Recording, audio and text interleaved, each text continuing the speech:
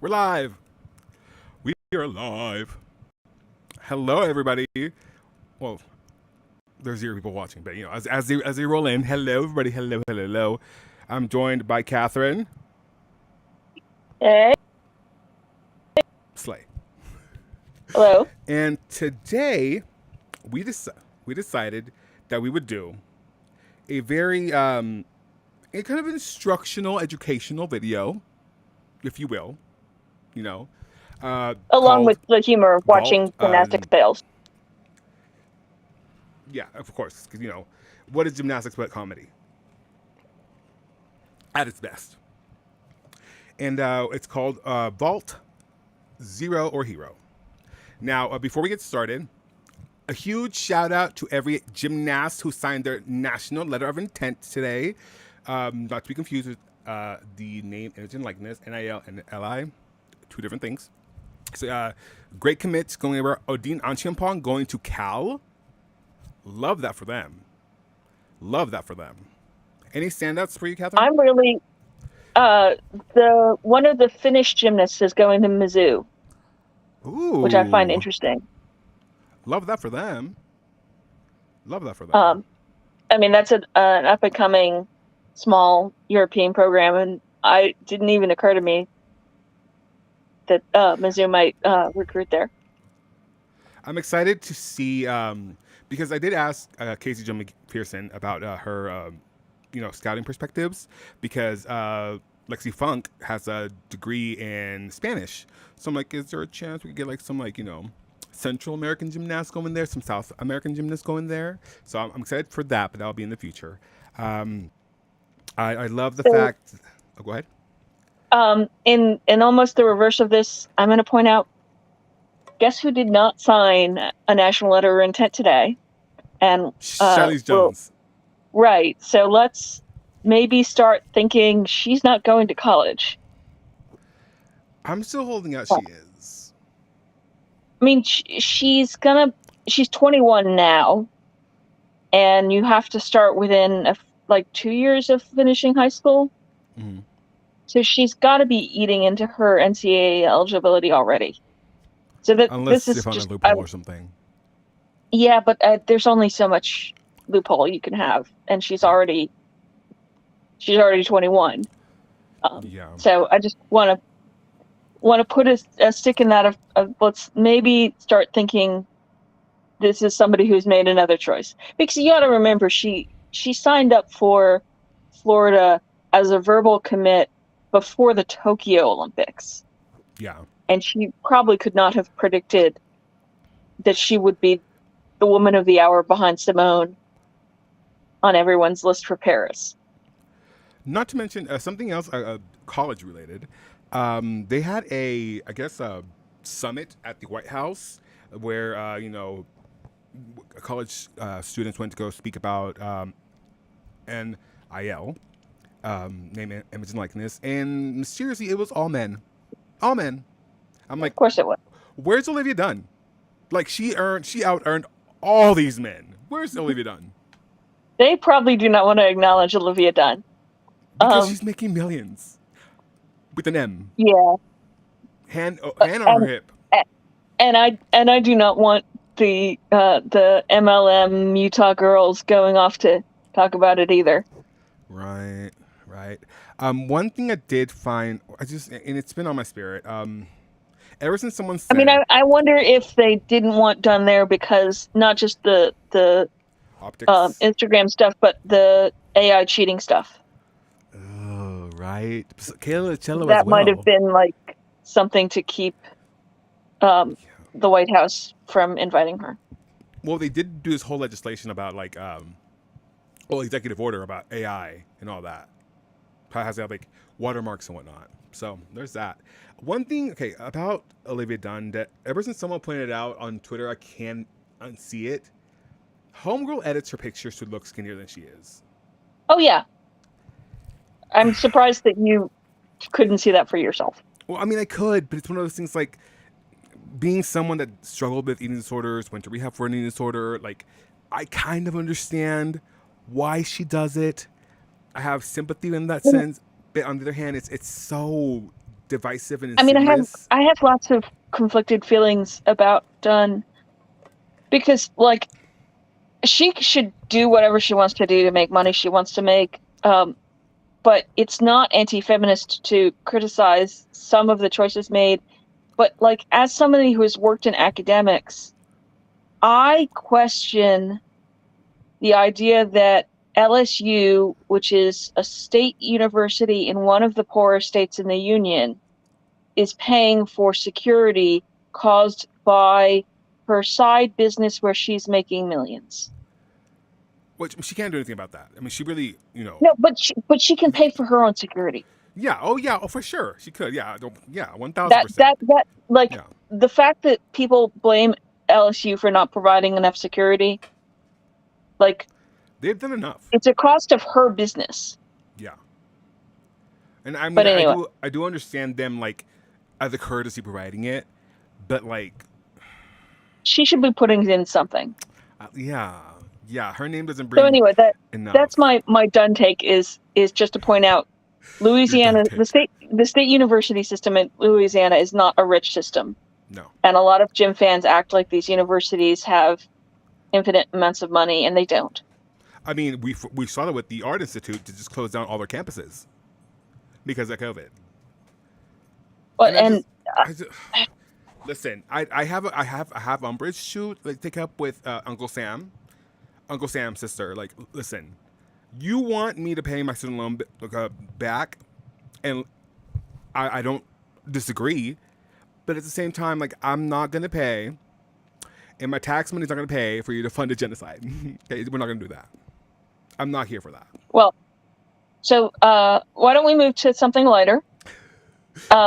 I do want to emphasize to everybody before we start watching Vault Fails that none of the videos we're going to be watching today have any injuries in them. Zero. We are not here for injury porn. No, we're not. We're not because having been someone who blew a knee out, it's just not. I have like get like sympathy pains, and it's just Yeah. not good. It's not good. So do not worry about accidentally seeing any injuries here. These are all non-injury Vault Fails. Yes. So let me show you a little cute little intro we did. It's not sounded. It's sound designed. I just didn't have time. So, a vault landings retrospective: hero or zero. Now, if we're getting started, we do have a cute little video. I'm gonna be real honest with y'all. The graphics were graphicing for me, and I couldn't get the vision into graphic form. So I threw my arms up and I was like, you know what? I'm just gonna do a really fast one, and this is what we came up with. Don't hate me. It's all good. So these are all the different ways you can get a zero in a vault. 9 ways a vault can cause a zero. Actually, hold on. Let me stop this because I need to start the virtual camera and bring it. Oh, can I find virtual camera? Please again. Hold on. So I'm watching on Twitch, so I can see it. Okay, you can see. Okay. So let's start this over. Let's start this over. Okay. So can we start it over? So Here we go. Yeah. Can so we pause between each of these to explain them? So 1. The vault is executed without a support phase, i.e. neither hand touches the table. I actually believe if you only use one hand, it's also a zero. After the Michaela Skinner. Right. Yeah. By the because way, shout out to her for like putting her baby Lottie on the payroll from the beginning. My God, like she's putting her to work, and I'm here for it. so after her one-armed Chang, or one-armed Chung, I've got to remember to say that right. Chung. She the FIG specified this, and it's the replay camera. If they're going to give this 0, they have only Yes. so It wasn't always that. It wasn't always like this. The original was both without a support face. Neither hand, but you because the can miss scanner. the entire, but you can miss the entire. It was common when the vault was that narrow thing, but I could not Squishy find the an Bard. example of it. So Squishy the Bard, who we know, said one armed vaults get a Okay, 2-point deduction. you're right. Thank you. They still require the vault replay camera. Yes. But I have seen video of people missing the old horse arrow.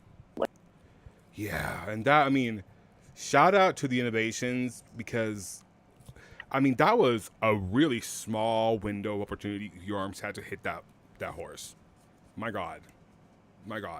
Yeah, and then some of the videos that we're going to show are going to be old vault horse stuff. Anyway, And we salute so the next one. the gymnasts who competed on the old horse because, my God. Okay, let's go. Boop.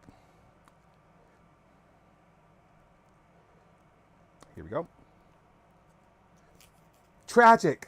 The 0 is tragic. 2. Failure to properly use a safety collar for round-off entry vaults also results in 0. So the history of this is that after the Gomez accident in 1988, it had been a deduction to use the safety collar before then. And really? the first response, so the first response was the FIG removed that deduction immediately. And if you watch 1988 U.S. Nationals, they're using like a bundle of small mats held together with electrical tape. What?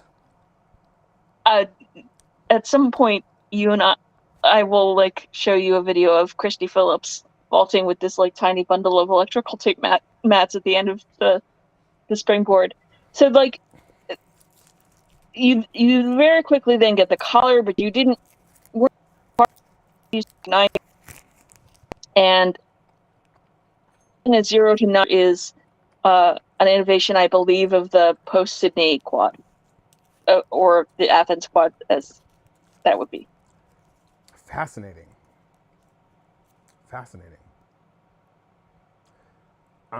Wow. I didn't know that. See, guys, you do learn something every day. You can find videos of the 90s of like Mohulan doing her amazing DTY without a safety collar. Crazy. Moving on.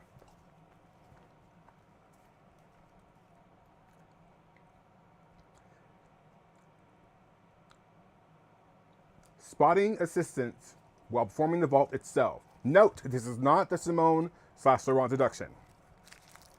This is actually touching the gymnast. Yeah, like we've seen, who is what is the lady's name from North Korea? I don't want to butcher it. Like when she's in practice when she gets assisted doing the triple Kuznetshenko. Squishy, Bella Caroli also used to turn the safety collar around for some reason. I'd wondered if maybe it was some way to establish how like far from the vault they wanted the board or something.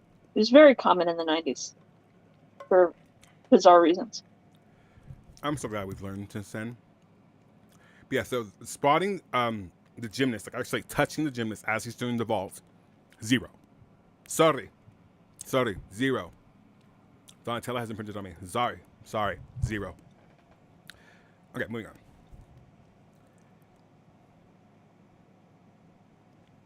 Four. Failure to land the intended vault feet first. A lot We've of seen what we're going to watch. it. And that's the thing. That's the thing. It's like your feet have to hit first. Now we saw all the butter prods that were landed And butt first. we have a lot of, we're going to watch basically almost all of the competition prods at the end of this playlist. Oh Lord, I'm so excited for that. And the thing is, if you land feet first and then your butt touches, you get credit for the vault. I mean, you still get deducted, but you still get credit for it.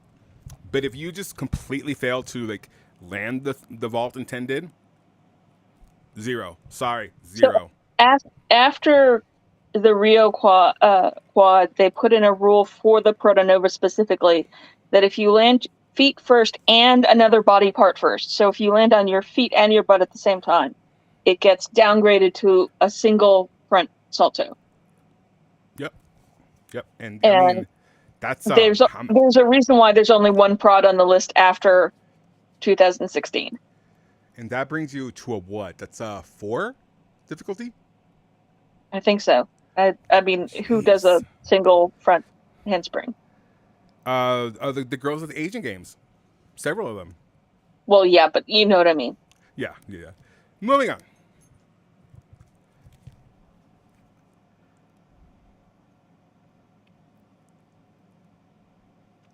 Five.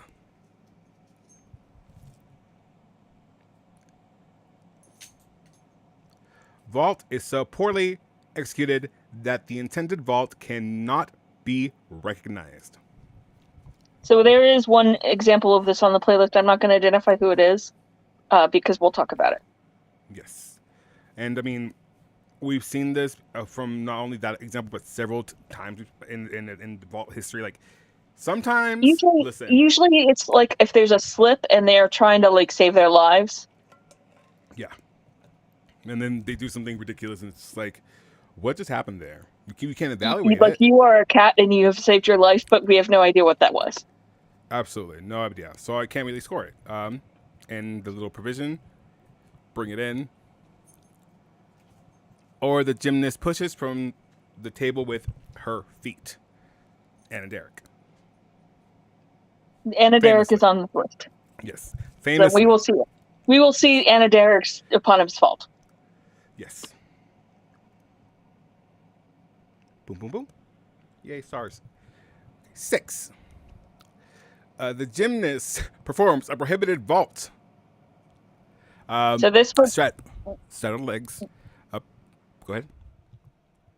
the triple front in mag. Any vault that lands sideways. So no, I kind of am like iffy about that. Like, well, the idea of the intended sideways landing vaults is that it's a knee injury wouldn't happen. yeah, but you can just side somebody's on beam. Yeah, but it's not the same power. True. No, I get that. I mean, I get the reasoning why. I just personally am just like, It was like an injury fest of the 1980s. Ooh. Don't do it. And no one ever needs to see the triple front ever again.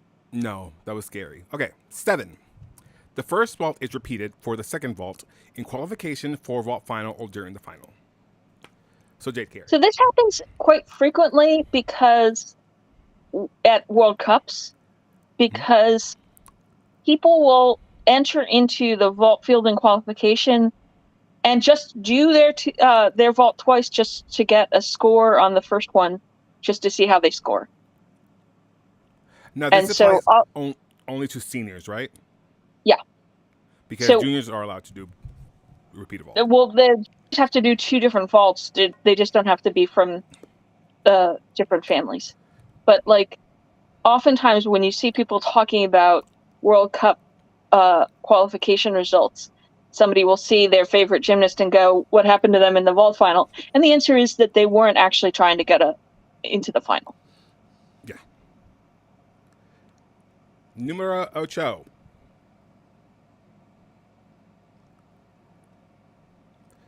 Performing before being given the green light. We will see one of these. Anna Pavlova. Yes. Oh, so sad. She's the So most sad. famous example.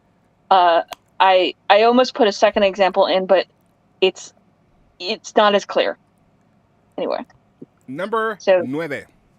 Unintentionally touching the vault during a run/approach. or the springboard. Or the springboard, yes. So we will see some of that too. And finito. Vault finito.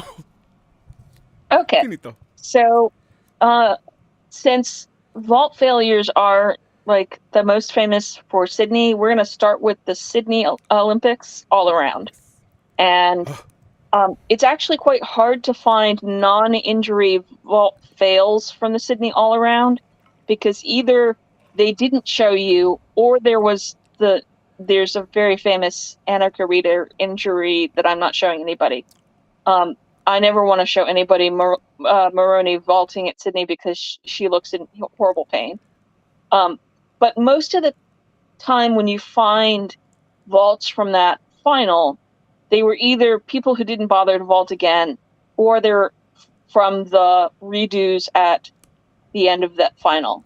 So we're going to watch Corkina, and we're going to watch both versions of Elise Ray, because she vaulted first before the vault was fixed, and then she vaulted again. Now, how do you feel about the redo? I think they couldn't have done anything else. Yeah. Like, it totally sucked. They should have done the whole competition over again. I just don't think that logistically they could have. Or just like for the athletes' like own mental health, like that's a lot. And like it's a multi-sport games. They're using that arena in 10 million different events. I mean, it was just not logistically possible. They were screwed.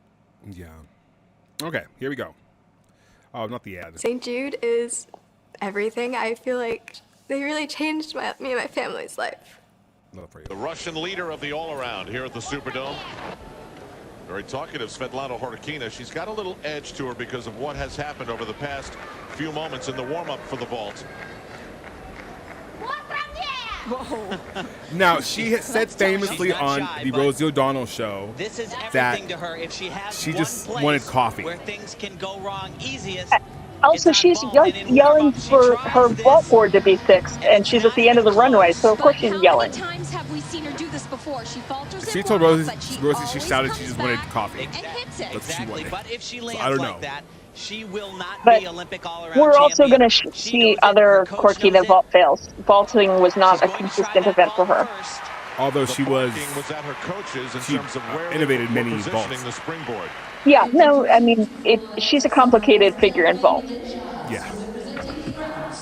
Oh, Oh my, that's it. That's shocking. and she Game starts over. No crying. gold medal Yeah, for so, Svetlana like, Horkina. she's No nowhere one close. wins the all-around gold with a fall. How sad. Incredible. Incredible. And then she goes It to was fallen hers to bars, lose. and, like, If everybody there's hits and Horkina there's an hits, argument to be she's the made Olympic that all-around she champion. she was inconsistent on Way bars at high on Sydney the horse as there, well. barely gets her But, hands down. Yikes, all like, happened in a matter of she's an 10 awful person, but seconds. this is It's still, critical like, a to be terrible able thing. to rebound off the horse's Just leg, a throwing heartbreaker. stick into the ground hard. You want to smash the horse. Yeah, so Use the she height to should go have up in the been air She just to didn't do- get a good more vault. forward on the vault. I mean, the Her vault should hand have been placement. higher. The vault should Well, have yeah, been but higher. but if the vault is higher, her hands hit more forward. Mm. The gold is gone. Yeah. And that's the thing, like, same thing with, that we recently saw with Homeboy, Eddie Penniff, The music is not for her, At, it's on the floor, but it seems to match the moment, doesn't it? when he had the wrong Just a little bit too early, springboard. yes. If Yeah. anything's like, you...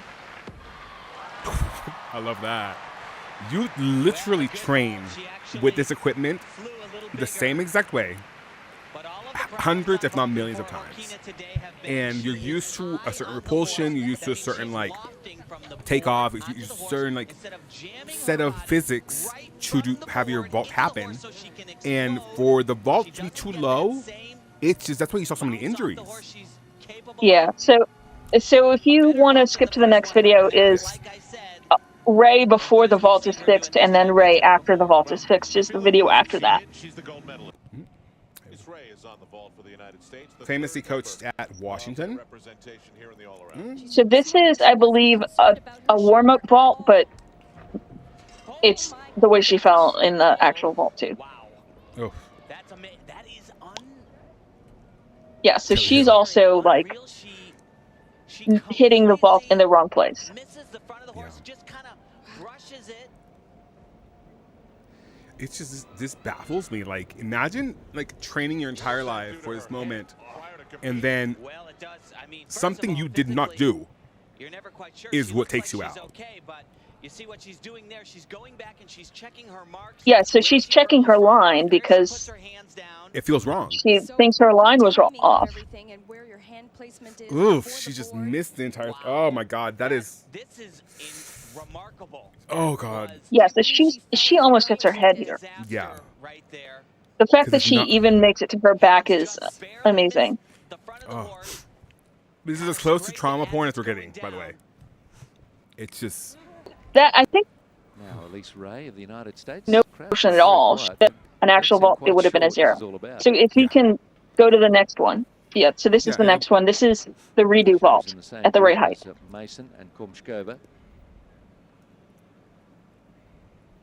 I always forget that it's not her that has the rod. 9-8 In her- start in her- value in her for leg. hers. Yeah, no, that's Beautiful. Maroney, and every And time you Elise see Ray. Maroney vault, you could tell. No. It's Quick word of advice from the Maroney coach. has the Kristen Maloney. Maloney. Maloney. So Good push notice off. in The this legs were vault, a little her tangled. hands are much further onto the horse. Yeah. Leg form through the air Still is in pretty towards the important, front so of the it, ankles but crossed over. Definitely on the Uncrossed. vault this time. Well, I mean, that's Like kind of finishing line where the runway. That's Yeah. less of a consideration, it seems, for it works women at than that men. point. I mean, this is the old horse. It's I never 9.425 for Never the got- first vault. we didn't- Elise Ray. even when I was younger. Well, when I was younger, we did it up to because I wasn't doing like I guess She optional or won whatever. the vault at Because it's still like as you invitational event go up in the Europe. levels, they're still Aussie like hair care, it's called. they still do the whole options and compulsories, but damn. And a good Like when second vault too from when Elise you're Ray. younger, you don't do the vault like that. You have like a weird like a practice vault. This was also one of those weird vaulting quads where Elise Ray, the third everyone had to do two different header vaults. to retake Everyone. Her vault. I'm kind of here for that. We've got Sarah Morrow Well, but from it Spain. meant that it was really hard to get a good vaulting score because not everyone So Elise had a Ray, good second vault, and you saw a 9.487. lot of sketchy second vaults. So if No, we could go to the Step next, into Wick Studio. I also where feel like creative freedom meets absolute if you're gonna, efficiency. at least in my mind, just real quick before we let Angelina, in my mind, if you're gonna be like a master of gymnastics, as in like the all-around champion, I kind of feel like you showing two vaults is kind of like you're mastering the event. That could just be me. yeah. So Like this is Simone. this is Angelina Simakoma of 2018 Worlds in qualifications. Yes. I don't understand. Like I still to this day don't understand the slogan for this Worlds, but What neither here nor there. what was it? Go Gymtastic. Oh, Although the medals here, oh my god, the medals are so pretty. Boom. 0. Sorry. so she also done this in warm up. So this was just not a vault she could do.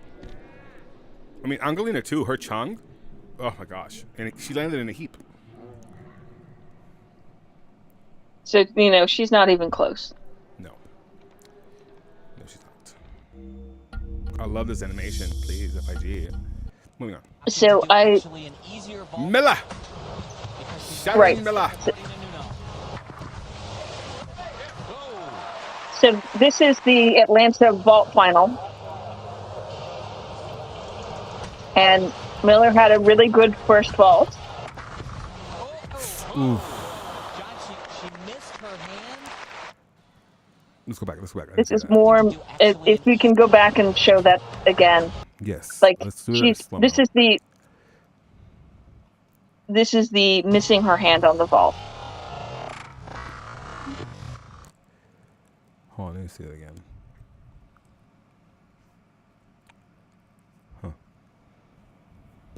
Yeah, so she misses a hand entirely, which again is why we don't have the old horse.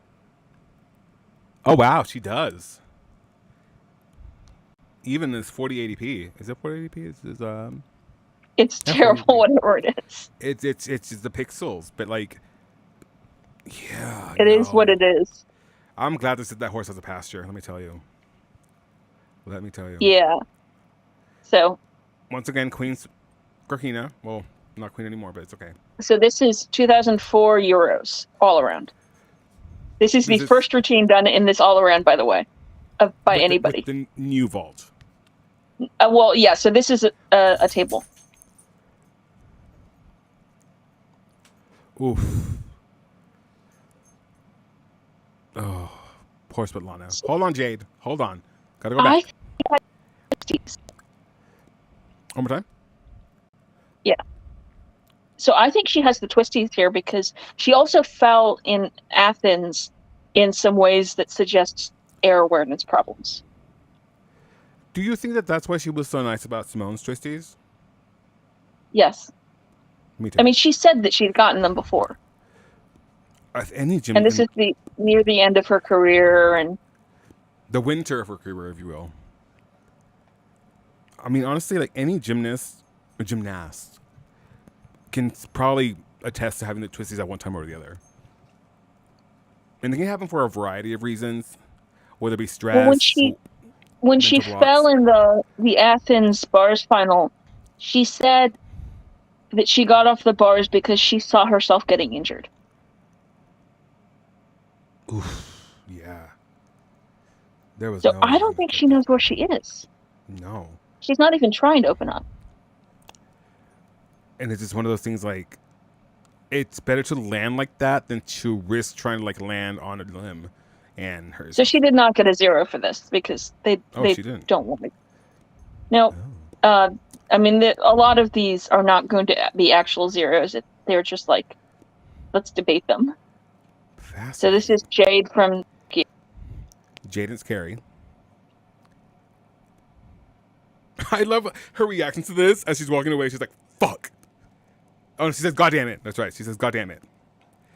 And this is the reason why we have warm-ups now.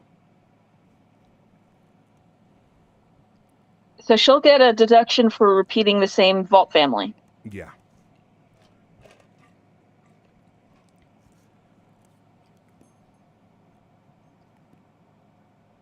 I think about her father and like his life must have passed before his eyes as he was watching.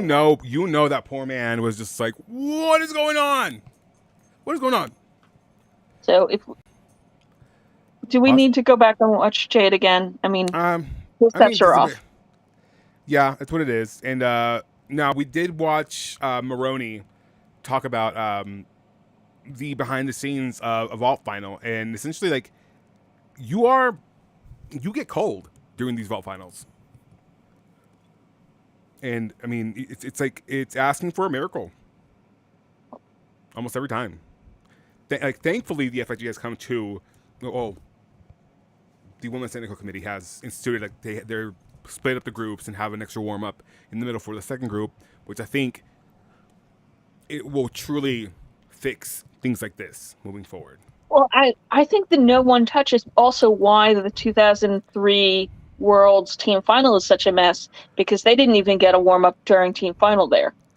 Oh yeah, she's off from she knows she's off too. Oof. Yeah, so she's vaulting to save her life at this point. Damn, the fact that she was able to do at least a double tuck out of that is a lot. Oh yeah, I mean it's amazing she saved that. So if we want to go to the next one, is Yulo at this year's Worlds. Yeah, Yulo. Unfortunately, they don't give us live. They don't give us a side view, unfortunately. No, we didn't get to that until much later. But this was insane. Like we watched this live, and I'm telling you, in the chat, people lost their shit. Like, lives were lost. People died. And I think his hand just slips here. Yeah. Oof. Ugh. Carlitos. Yeah, because he's tilts to one side too. So I think his hand slips on the side that he goes to the wrong side. And even once he's walking off, like here. Oh my God, that is just unfortunate. Let's do this in slow-mo playback.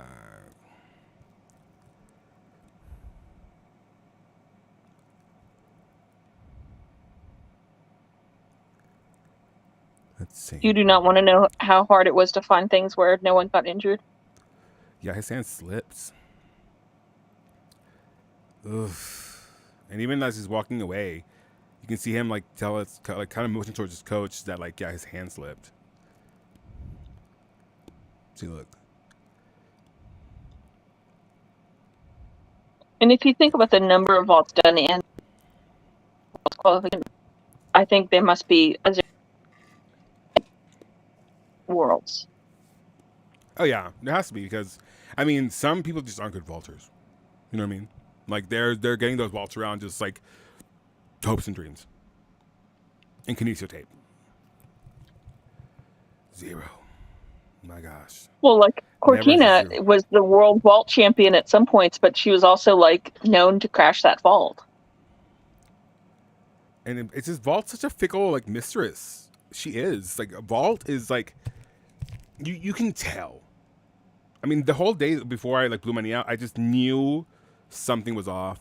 It felt off from the beginning. Like If we can go to the next one. Yeah. Let me not wax poetic about my injuries. And move forward. Alana Slater.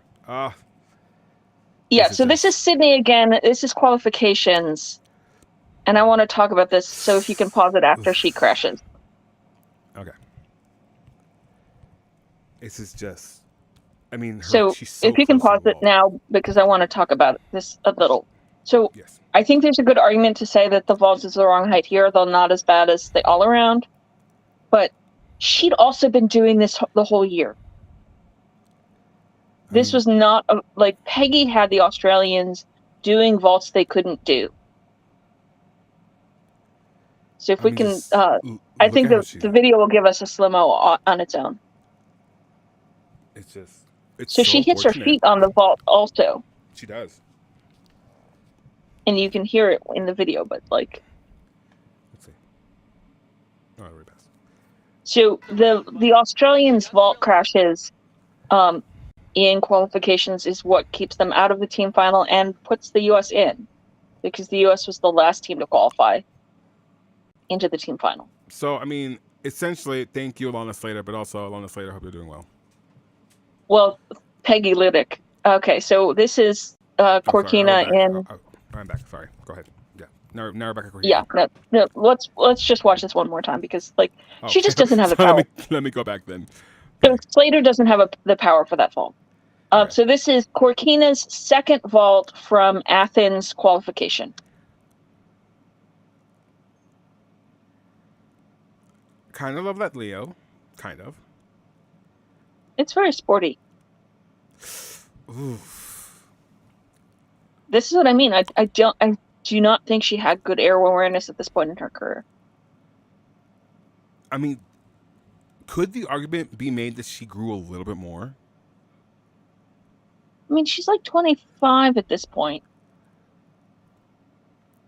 But she looks taller towards the end of her career, or is that just me? I mean, it's possible. I mean, I also think that somebody on Twitter on this talking about this said that she was too tall for this technique. Yeah. Yeah, no, that was never going to happen. And I mean, that can be attributed to the change of the equipment too. Like, no, she's way back, and she doesn't. Her arms are way too far apart for her to be able to like get that repulsion. She wants to be more front of the vault near the tongue part. Yeah, and the thing is, like, I always defer to Kyla Ross in how she went from like her DTY technique in London to then her 1.5 technique in college, completely different technique. Completely different. Like, that should be studied. Because, I mean, she was able to master the 1.5 because of the technique change. Because for a while, she was just doing a full in college. Oh, and Elizabeth Kim. Okay. Moving forward. Yeah, Oh, they're this just next going to one. debate her score. Yeah. This next one. Oh, gosh. Okay. For the round off, half on into the air. Oh, and the Oh, that was a quick one. Let's go back. So I think this should have been a 0. this season for Jess. It should have been. Can we go back and She was just way too far back. can you pause when she lands? Yeah, let me go right to where she what? So to me, she's landing on her hands and knees. Feet do hit first. Yeah, but is that a landing position or is that her toes? I'll let it catch up. So you're like 10 seconds behind. I mean, I think they are hesitant to give zeros, and so they sometimes give this top of the feet nonsense. But that's not a landing position. No, it's not a landing position. And I mean, she's clearly showing support with her hand at that point. So I mean, that. I also think she probably damaged her ACL here. Yeah, I mean that was a precursor to her doing. Because the way the injury was described was that she was doing Rudy's off the vault, and that was fine. But then she just went to hop off the vault, and that's when she felt the pop. But I mean, this is like these things don't happen in one moment. No, they don't. No, not like So. Not like that. No. Okay. So the next one is Hannah Whelan. I don't remember what order it's in. It's Hannah Whelan from Okay. TV. And we love Hannah Yeah, Whelan. so this is a 0. She does get a 0 here. In her home Olympics, Absolutely. in the all-around. Oh my gosh. At least she's smiling. And I just don't think she had the power. No. I just think she was doing a vault she didn't have the power for. No. It's just oh, now she's crying. The mascara. Oh. her home Olympics and the all. Yeah. So if we That's can been go to one, the yeah. next one. This was curious. This was curious. Because you can't see the Because she was- springboard, but like, can we zoom in on the springboard here? Yes, we can. Because what's going to happen is she's going to run past, but her foot is going to be on the springboard. Yeah. And that is 0. Now, she was... Now, let's see. And... Yep. That's it. And now she does the right thing to just walk off the podium. Because she knows. Yes, I mean, she knows she touched it. Yeah. But there was So some that's sort of that's like...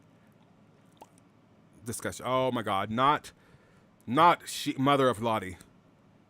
Yeah, so the next one is going to be one of the one-armed. I hate this Leo. Yeah, girl, I hate that Leo is god awful, and also her form on this is god awful. Well, let's go back and let's do it. But can we close up and slow down on her repulsion Yes, we can. so we can talk about this one-armed It's Chang? gonna be like right there. It's gonna be somewhere there. Oop, no.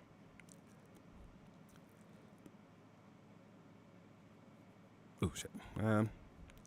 I mean, she places her hand down gingerly, kind of, but I mean, it's there for like 2 seconds. Not even 2 seconds, like a microsecond. Let's see. Let's go back a little bit. Okay. So can you explain to people why?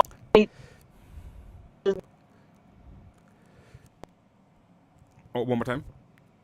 You roboted. Can you explain the problem? The problem is here that essentially one of several things can happen. One, she's sneaking the twisting by, like, you'll see here as she goes on, like, she pulls in and starts twisting right off the table.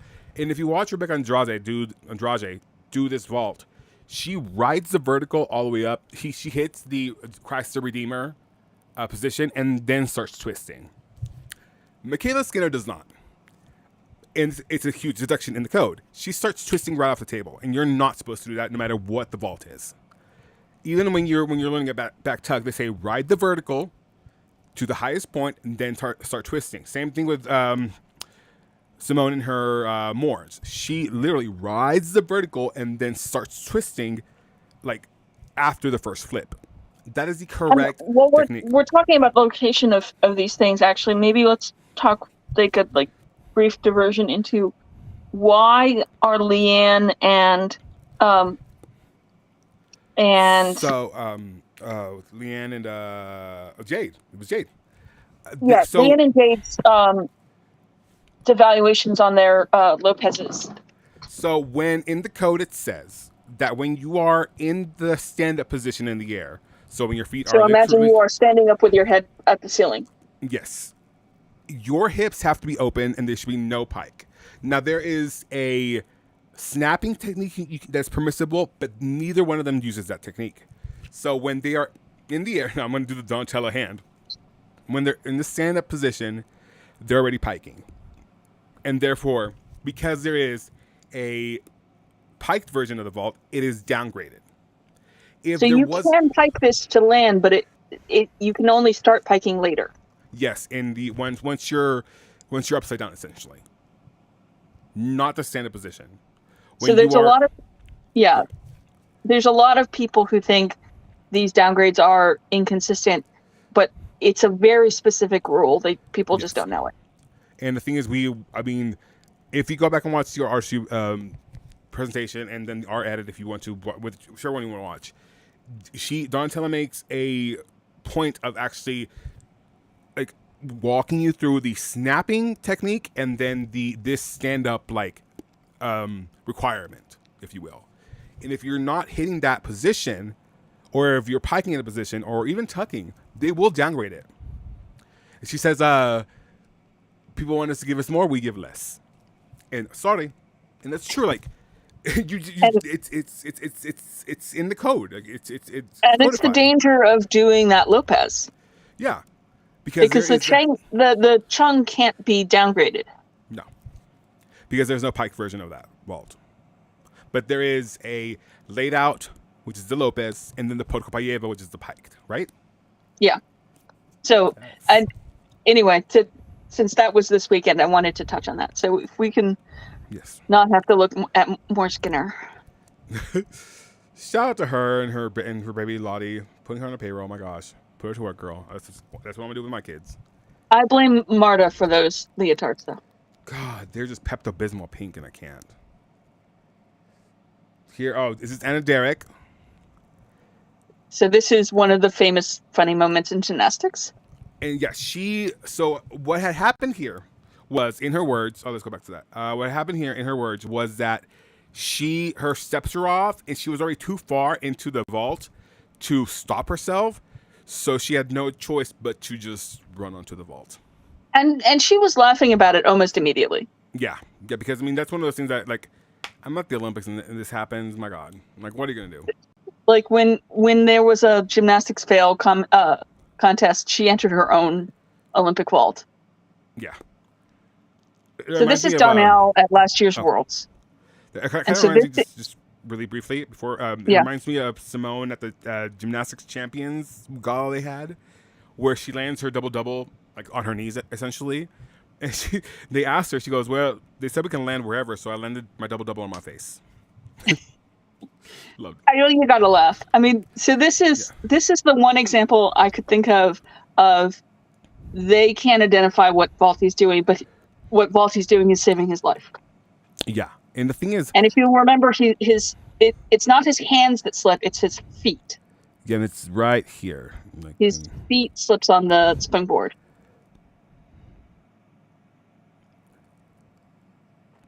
And I blame. Yeah, and so I get that they're not recognizing a vault. If you can go back a little, like, because Yeah. that's just, it's like, it's him saving his life. He's a cat. But that is not a vault. No. And the thing is, I like, don't you even. just, I mean, it's a front handspring, maybe, but like, and you can it's see also his not. Foot, you can see his foot just slip all the way. Yeah. Like, that could have been dangerous. Like, he could have gone really, really hurt. I've never seen somebody slip on the springboard. And that could be for a number of reasons. The springboard wasn't chalked. It could have been this tape. You know, there. Yeah, I mean, his foot is taped. So And the thing is, like, it might have been that. And it could have been even the springboard. Although I do believe, no, wait, is it? Do people travel with their own springboards now? No, right? Or yes? no, it's Gym Nova. Yeah. I mean, this is he hates Gym Nova vaults too. And it's just, this is the problem that arises when you allow different equipment manufacturers to use their own proprietary, like, covers, material, whatever it may be, that may not be optimized for gymnasts all over the world. Just saying. So if we can get to the next one. Yes. Oh, this one. So this is the heartbreaking. Oh, I just The can't. reason Heartbreak Hotel. I think this is why Gadarova did not get a 0 for her Chung, Oh, because it just destroys the team final. I don't know why she didn't run past. I mean, that's the question everybody has been asking since she did this. I mean, for the past, what? 13, well, since 2007, we've been asking ourselves out, why didn't she just run past the vault? It's one of those things, like, Because I don't even think it was a deduction at this point. it wasn't. So she has just betrayed Mother Russia. Oh, Did not touch the vault. Valentina was pissed. Yeah, so her feet or her steps are off, but she has plenty of time. Yeah. To run past. But I mean, gymnastics comes to get fast. So. And her teammate Zamo was crying as she does her. And does a really good DTY while crying. Oh, this one. I still think they should have given this to her. I'm sorry. But look, I mean, can we stop it for a second? Yeah, right there. I want everyone to look at the actual scoreboards. It's red. Yeah. There's no question here. Now. Like, look at this scoreboard and look at the scoreboard when she lands, because it's also in shot. Now, I want to point out, Anna Pavlova herself said that this was her mistake, and being a seasoned competitor she is, she just, it was her. She called it an unforgivable mistake of someone of her part. experience, and she took it on herself. Personally, now, listen, I don't know how true this is. I've read in different places that she was given a signal, like a physical signal from the judge. I think that's just nonsense. Because I think the judge was telling her, like, wait a little bit longer, and she may have taken it as, okay, go ahead. Yeah, but she's not saying that, and there's no like confirmation of that, and the lights are super clear. Yeah, but I'm just saying, you know me, conspiracy theorist at all times. I love a good conspiracy. But here we go. So, this is so heartbreaking. Now, do you think she could have medaled had she not? I don't think so. I don't think she had the difficulty. I feel like,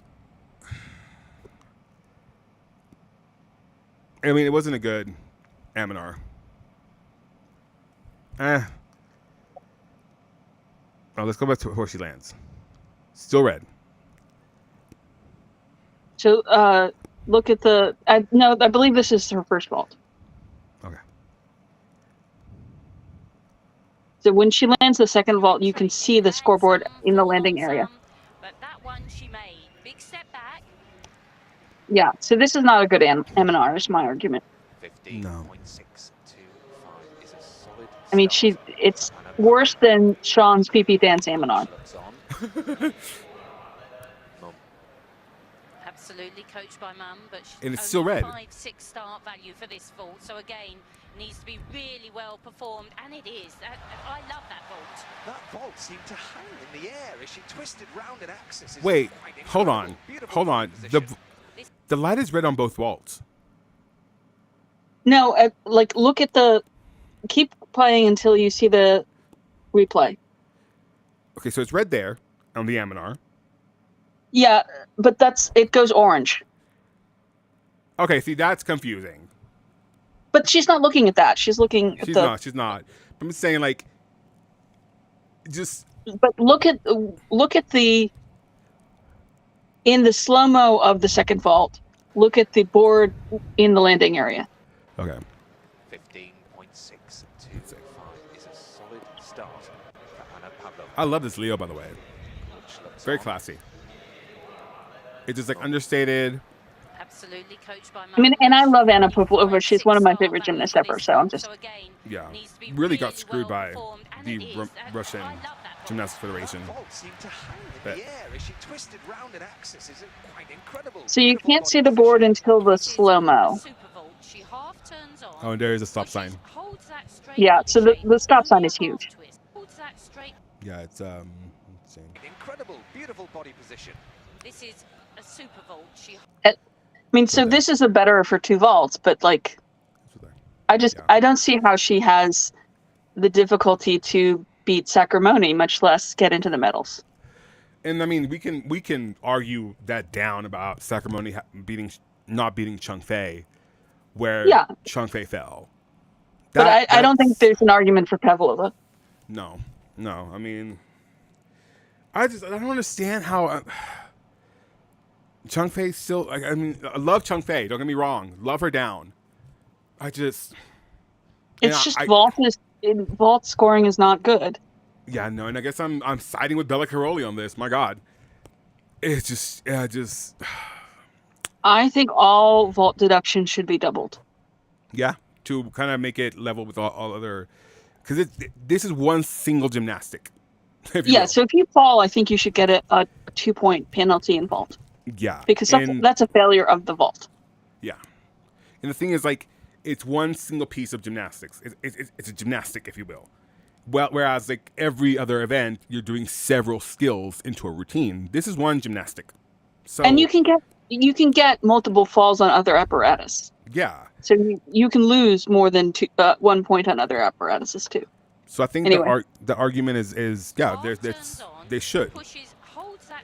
Instead of like devaluing vaults to where it doesn't make sense anymore, they should increase the deductions. 1,000% I agree.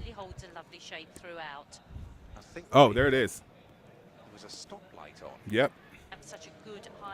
There it is. Yeah, so they're now noticing the stoplight, and there's Nelly Kim. Oop, there it is. Stop. So I think go past this. Shape throughout. I think we don't need to realize she's Olympics. Gymnast didn't have a go. I just want to see Nelly Kim. So they're just discussing now that they weren't ready. Oh right, if the gymnast works, but at the same time, it's like, girl, you're at the Olympics. Like, I understand this is the procedure. I get it, but like, in the Olympic spirit, you know what I mean? But there are rules. I understand. So this is Andrade's second vault from qualifications last year. Yeah, and her hand just slips.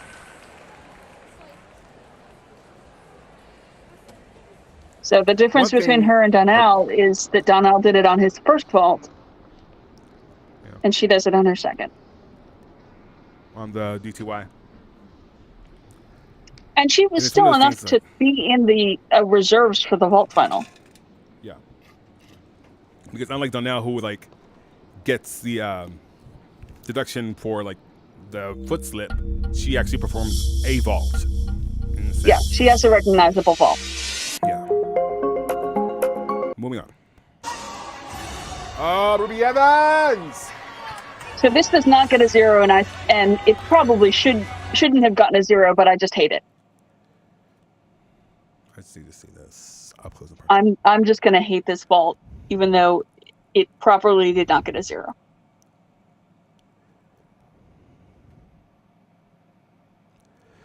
Oof. None of the British girls should have been doing these vaults. No, and the thing is, like, who Ahead of time.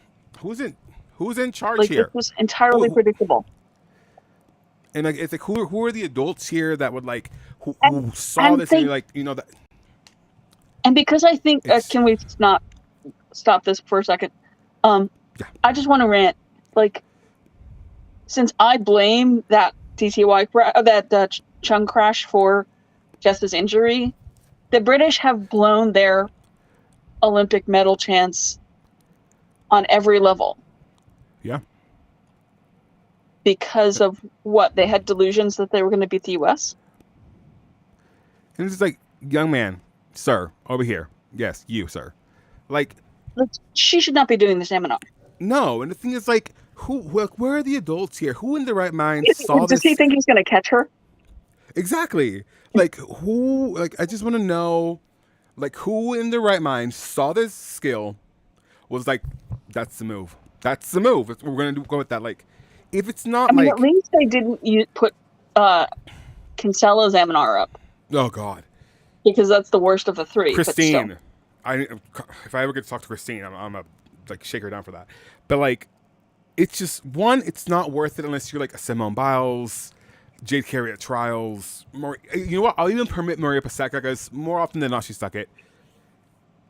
It's well, like and Maria Paseka was ugly. It wasn't dangerous. Yeah, yeah. And you know, Maria Paseka has like a titanium back. You know what I mean?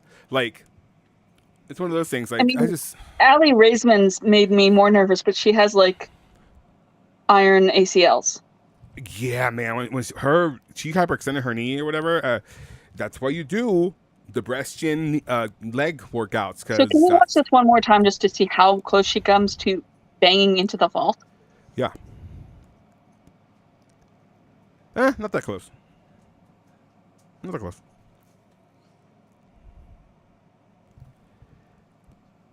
Oh yeah, you're right. I seem to remember someone having to duck under the vault. Oh, that was was it a seal? Yeah, I think you're right. No. It was a homeboy from Ukraine. So, anyway. Yeah. This is Katalin. Oh my gosh. Athlete rep here. My gosh. What the hell is this vault? Not recognizable to me. Let me tell you. It's a Yuchenko 1 1/3. It's an Anodi. An Anodi vault. Can we go back and watch Pornado one more time? Yeah, what is that? Like, look at how she lands. She lands sideways. It's a Yuchenko 1 1/3. I find it rich, like chocolate rich, that she had the nerve to go up to Barbosa and be like, it should be more laid out. Like, girl,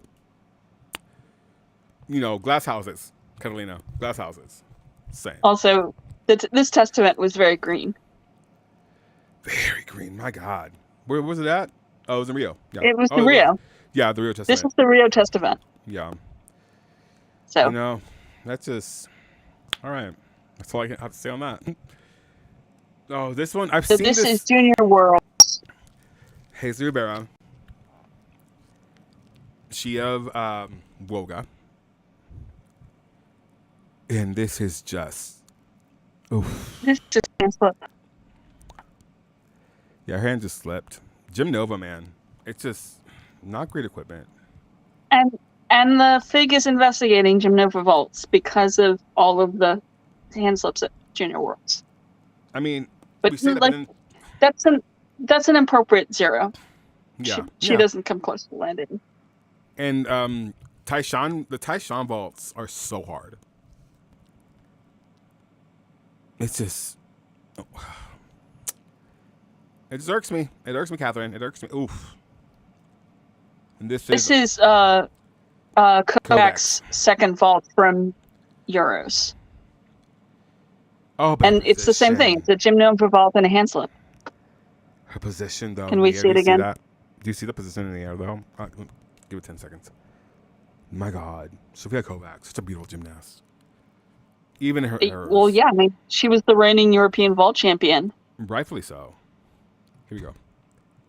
But also, Sofia Kovacs will mess up one event every time. And this, I mean, it thankfully was just a second vault this time. Greatness has chased her entire life, but she's much too quick. Much too quick. Here we go. Here it comes. Here we go. In the slow-mo. Is it playing? It's not playing. Any moment, Sofia. It's not playing. Okay, here we go. Oh wow, like her hand slips like halfway over the vault. Yeah, that's egregious. Yeah, Jim Noble, you will pay for your crimes against gymnastics. Because like this is a European vault champion. She should like. That is the equipment. Who can adjust? Like who. Any great the fact vaulter, that she even landed that well. Yeah, no, that's wow. That's a lot. Like it's just let's go back and see it one more time.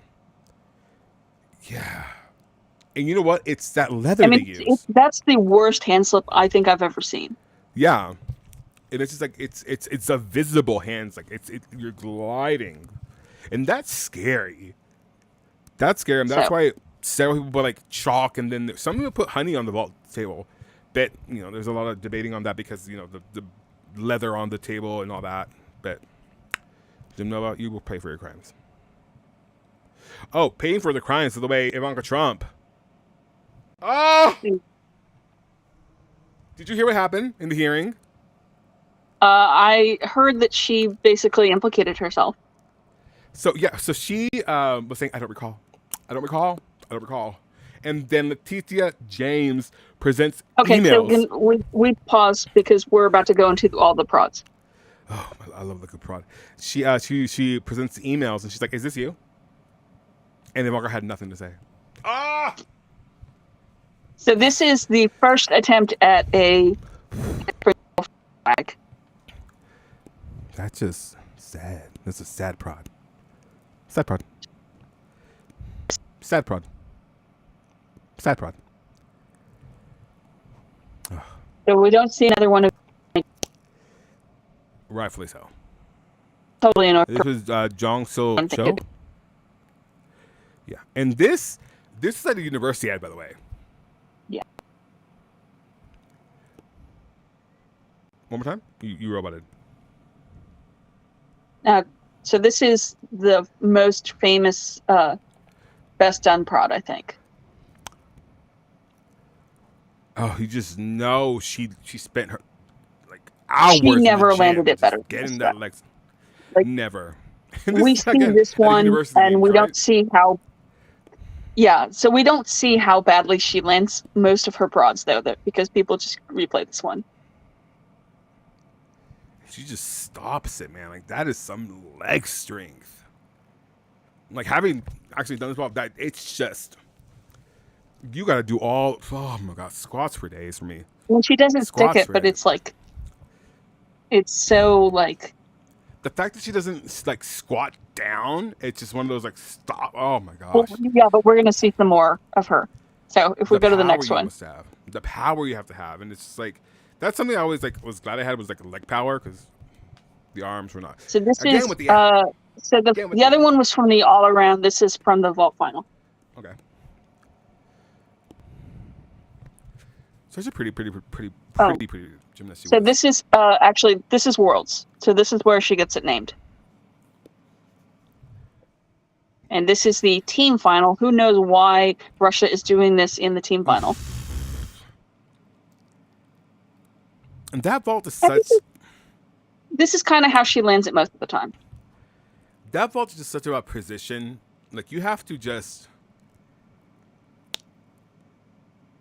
Oof. Oh my God. But also, why are they doing this in the team final? And this is in the 10.0, like, not necessary. Yeah. So, and then she's going to do a second vault.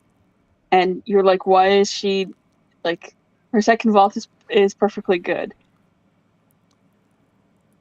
It's very Like, I can USA, understand. Leo. I can understand doing the prod in the vault final, but again, this is the team final. Yeah, that would have been fine. But that's a very USA coded Leo with the stars and the shoulders, please. See, that would have been Anyway, Yeah, that was fine. so then, Next one. like I said, we're gonna watch almost every. It's not every prod done, but it's almost all of them. And she's even wearing the same like Leo. She's trying to, get that good juju. Come on, Leo So juju. the next one is the Ooh. vault final. Gorgeous. Still squatted, but still. I mean, you It's could kind of the clearly tell. middle. So, and then we're gonna jump 10 years to the next, and the queen of the prods. And this is how do I say this without something ugly? This is literally just chucking a skill, knowing you get the value of it, and hoping they don't see your butt touch. And also, like, gorgeous this gymnast. Don't get me wrong. Also desperation in a poor country where a medal can change her life. Absolutely.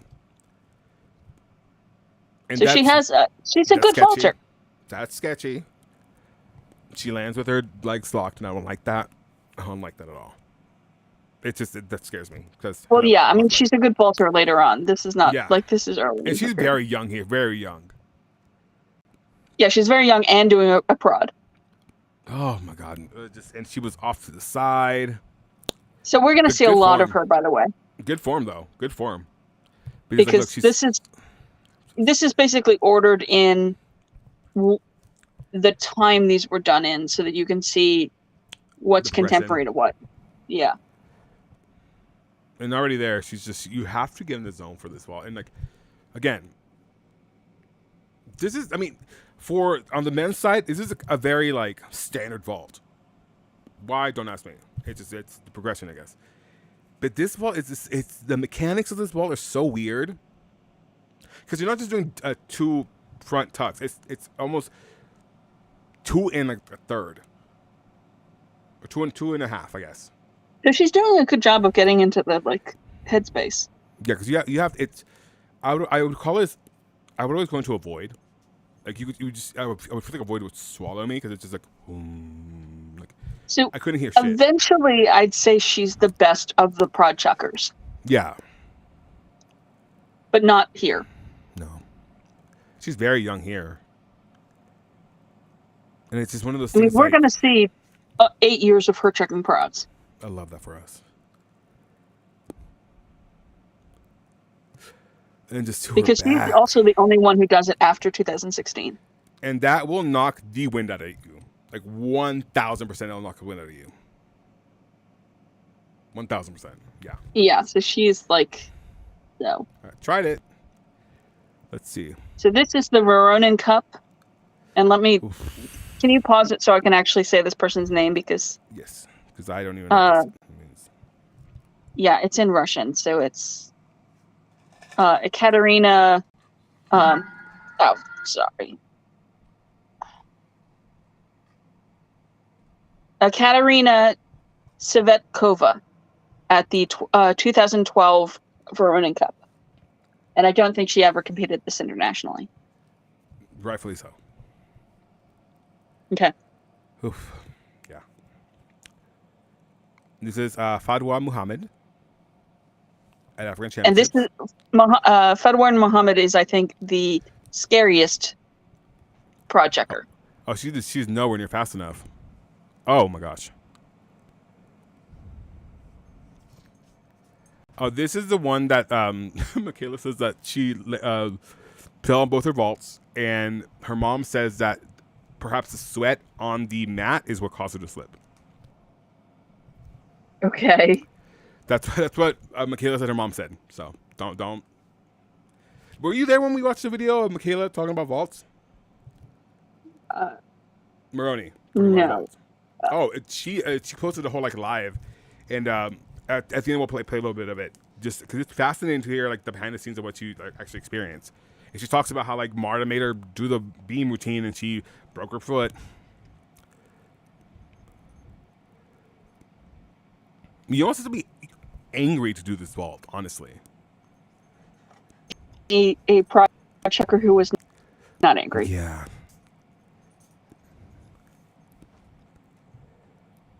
But shout out to her. You know, she made it to the Olympics. My gosh.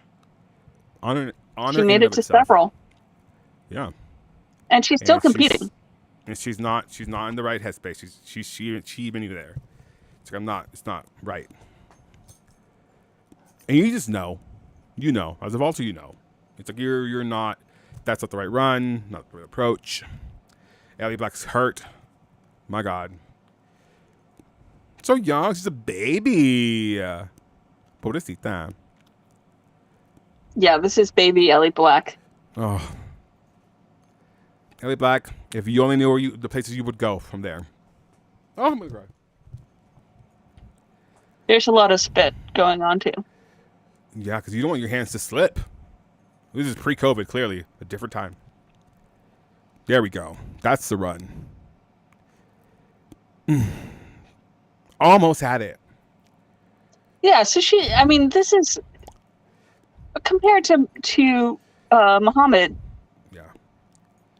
This is almost safe.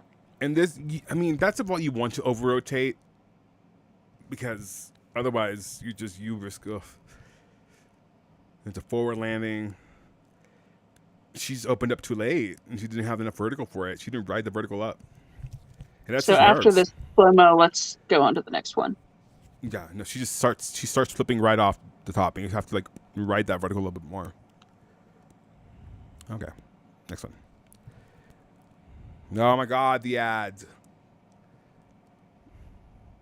Sorry. But I can't be bothered to pay for premium. I just can't. Oh, it's a pretty Leo. And it's at 7 difficulty, man. It's what it is. So this is 2015, I believe. No. Better run. Oof. No, this is 2004. 13. 13. Yeah. 13, yeah. Like I said, we're going to see a lot of them. And again, she's already flipping from the beginning, doesn't ride it up. And rolling forward. She knows. Well, Okay. so, at least in my understanding is it's better for her to roll forward than try to... Yeah, 1,000%. Yeah. Like with the double pike, it's better to, So this is the one I've ever seen. Oh, do you want to go back? Because now I'm at deep out. Yeah, no, let's go back and watch the terrifying one from African Champs. Yeah. No, let's do this just so we can see the difference in techniques. Because there is, I guess, several ways you could go about this vault, but only a couple ways that really do. It depends on your strength and your body size, not weight, but like how tall you are as far as this vault goes. So let's see. Whereas a Yamilet does hers a bit more arms apart. Oh, she does go, and she doesn't ride a vertical either. Oof. That's 2 kneecaps. My God. Yeah, so like I said, this is the most terrifying one to me. Yeah. That's 2 kneecaps in the black eye. This is Deepa. Karamkar. Deepa, I think, is sort of tied with Yamulet for reasonable broad checkers. And now let's be very honest here. Deepa's training facilities are terrible. Terrible. And the fact she that she lives in one of the poorest states in India.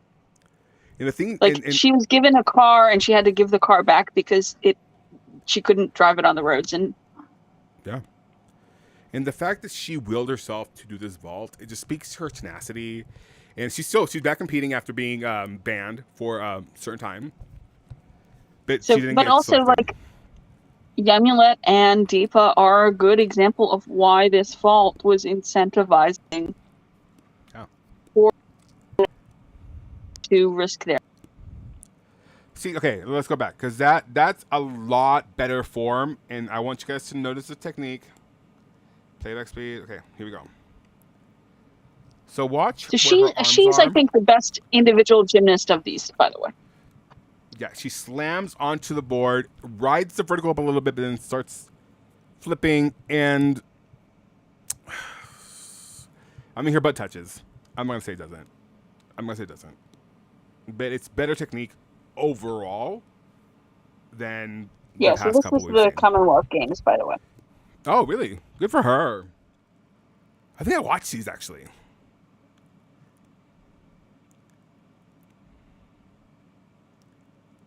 Yeah, you have to be a mad woman to do that vault. I'm sorry. Even Simone said that. She was like, I want to live. Well, Simone doesn't need to do it because she's a rich woman. It's not a And I feel like Simone would game have changer a for her. beautiful protonova. I feel like she would have a beautiful protonova too. Like Simone, I don't doubt Simone could do one. I really feel like I would have a beautiful one too. But that's not here nor there. Yeah, but like people are doing protonovas because it could change their lives. Yeah. And I mean, ultimately, that's what they're going for because it's 7.0, but it's a huge advantage. Huge advantage. So this is Asian Championships, I believe. Oh, beautiful vault. Beautiful first ball. She's a great twister, Deepa. She's absolutely, like I said, I think the best gymnast of the prod checkers besides, like, Chuso, obviously. Yeah. And that's just, I mean, look at her twisting technique. It's gorgeous. And just plants it. Now here is the vault. Again, lots of spit. Because you really want those hands to be sticky. Because you're... At least the way I was taught is just like you slam your hands onto the vault. Make sure you have full extension of your arms. Push through your shoulders. Ride the vertical up. And then start tucking. As soon as you feel your body start coming forward, start tucking. But you're riding that vertical as high as you can. Better. That was better. Boy, it's from this angle. I don't know. What did you feel about doing this vault when you were doing it? Since it's coming in. So I didn't like it. It was scary, but the thing is, you get used to it. I would always pick a place on the wall, and as soon as I was able to like feel myself coming forward, and I saw that point, I would then start tucking, and I mean, it's just one of those things like you have to feel the first one, feel the second one, and then open up. But you have to make sure you open up and slam your feet on the ground, or you will either miss it or just completely. Her butt grazes the mat, and that's a problem. But also, I feel safer with her than anybody else. Yeah, hers was good. Like it wasn't. I'm not even talking. It was acceptable. But this one, it's just about. And I mean, you have to are good, but like these are variations on.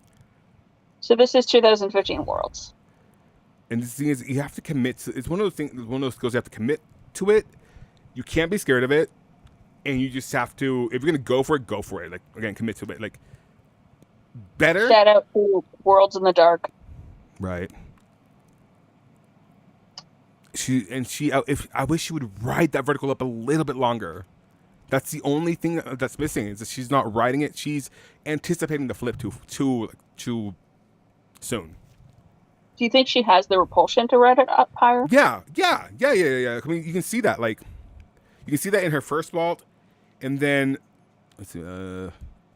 Okay, she's already tucking, even from the get go.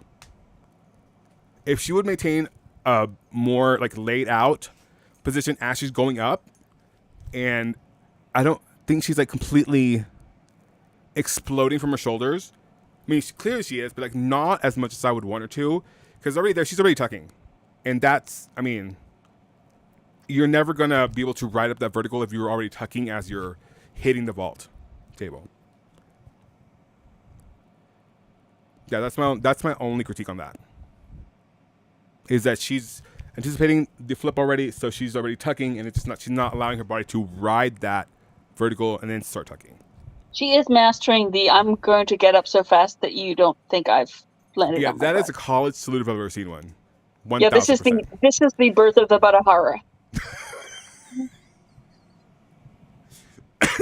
I'm gonna do a Badahara. A Bada what? A Badahara? Stick It, please.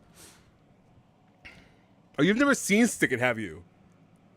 I have not. One of these weekends, Catherine. One of these weekends, we're gonna watch Stick It as a family. That'll be fun. I think it's on Prime actually, so we can watch it for free on Twitch. So this is qualifications for 2015 Worlds. Yeah, so this is when everyone is doing everyone has decided they're going to do a quad. Because it's the real quad. Yeah. But yeah, no, I just keep on. I'm trying to think like what else. Like, Thread the vertical. I mean, on the wall. Cordelia Price talks about watching these in person and being just like terrified. Okay, so that was better, but she doesn't commit to it as much. Let me see. So this is Chuso. Is that Chuso? It is Chuso. Yeah, so Chuso has a little bit better technique, but she's not going. She's going like this and like this. She has more power, so she's also getting more height. Yeah. But she's also never landing this. No, I would like to see it now because I feel like now she's getting closer. It's one of the things you just have to like. It's repetition and just committing until it's just second nature. Until you can do one in your sleep, honestly. I'm terrified she's going to try to do it to get to the Olympics. I think she is, honestly. I wouldn't be surprised.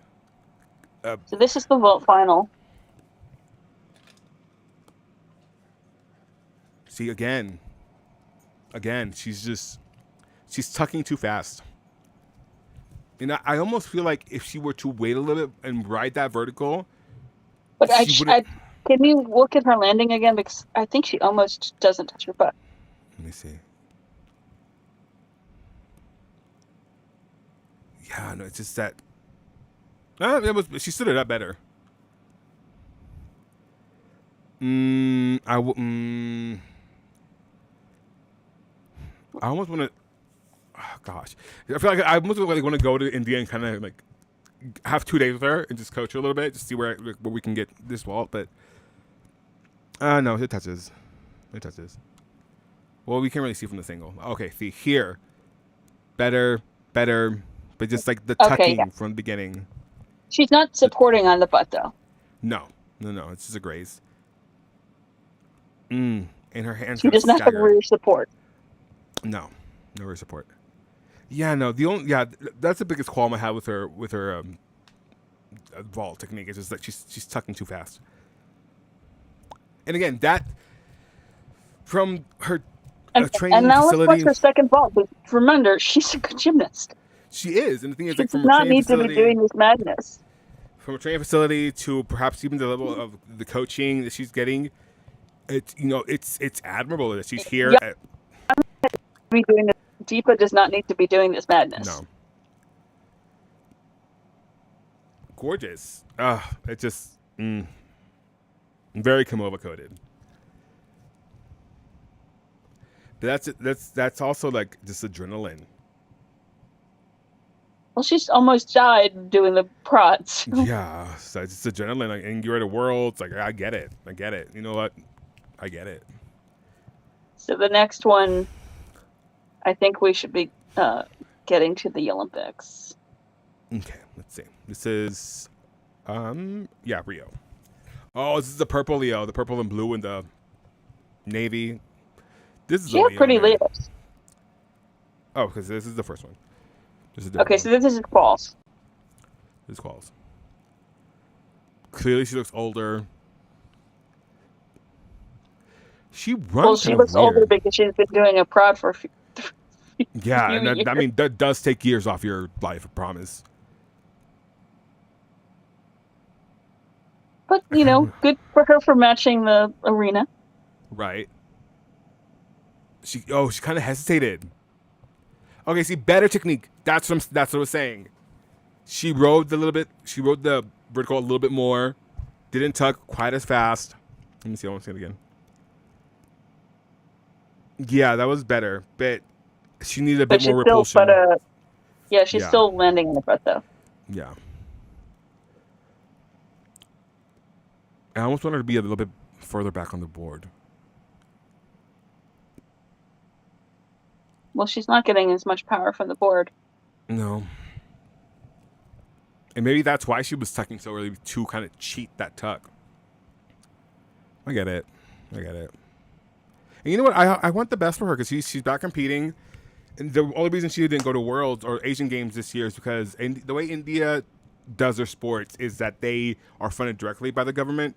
And if they don't deem your level of preparedness to be competitive, which, I mean, it's kind of arbitrary because, you know, what they know. Yeah, but I mean, I've sort of explained this on Twitter as it's officially called the No Olympic Tourist Policy, and it applies to other things too.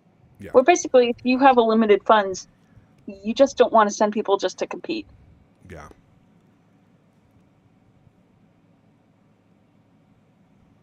But emphasize, she's a good gymnast who does other things than check prod. She is. She really is. And the thing is, for her to be back competing at how old she is now, even in the face of adversity. And the thing is, because she was able to go to all these world competitions, she's been able to get funding for her gym, to actually build her own gym, to get better training facilities.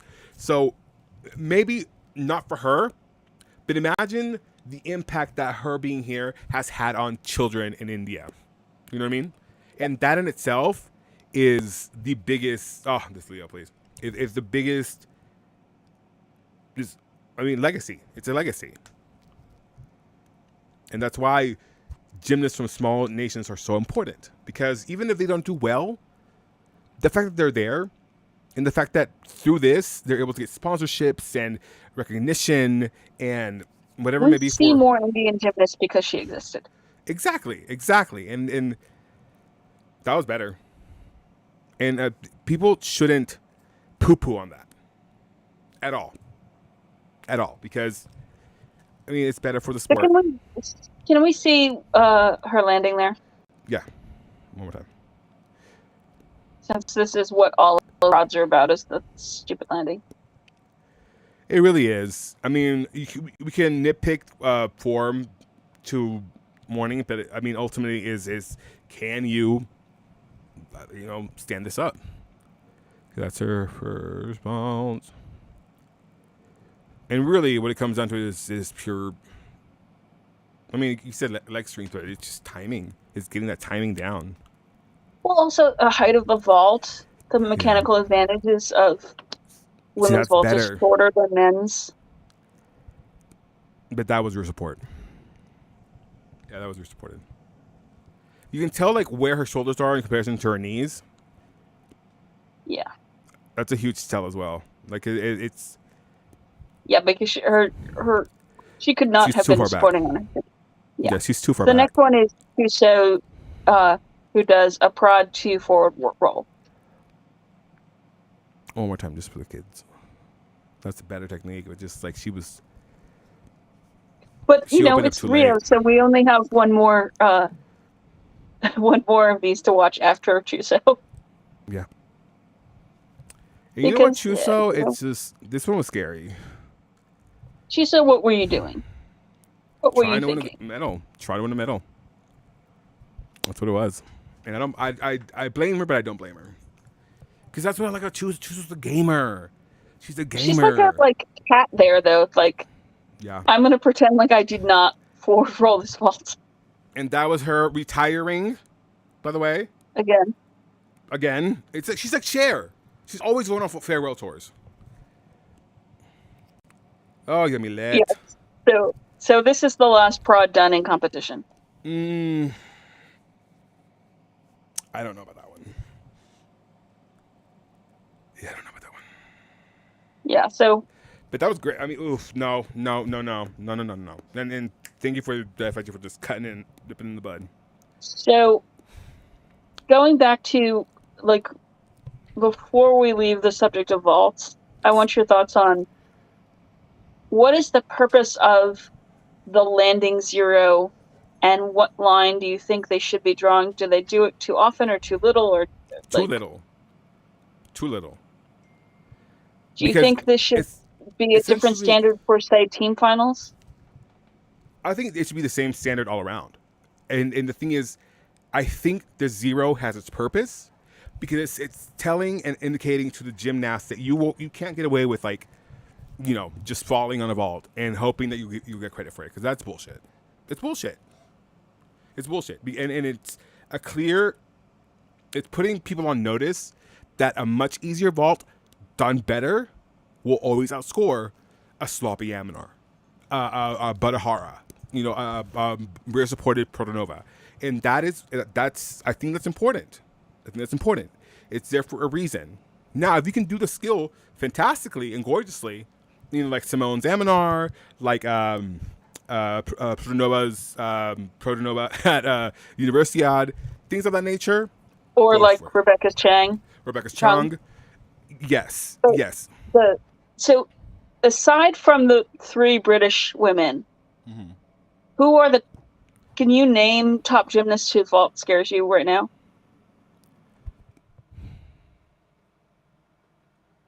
I mean,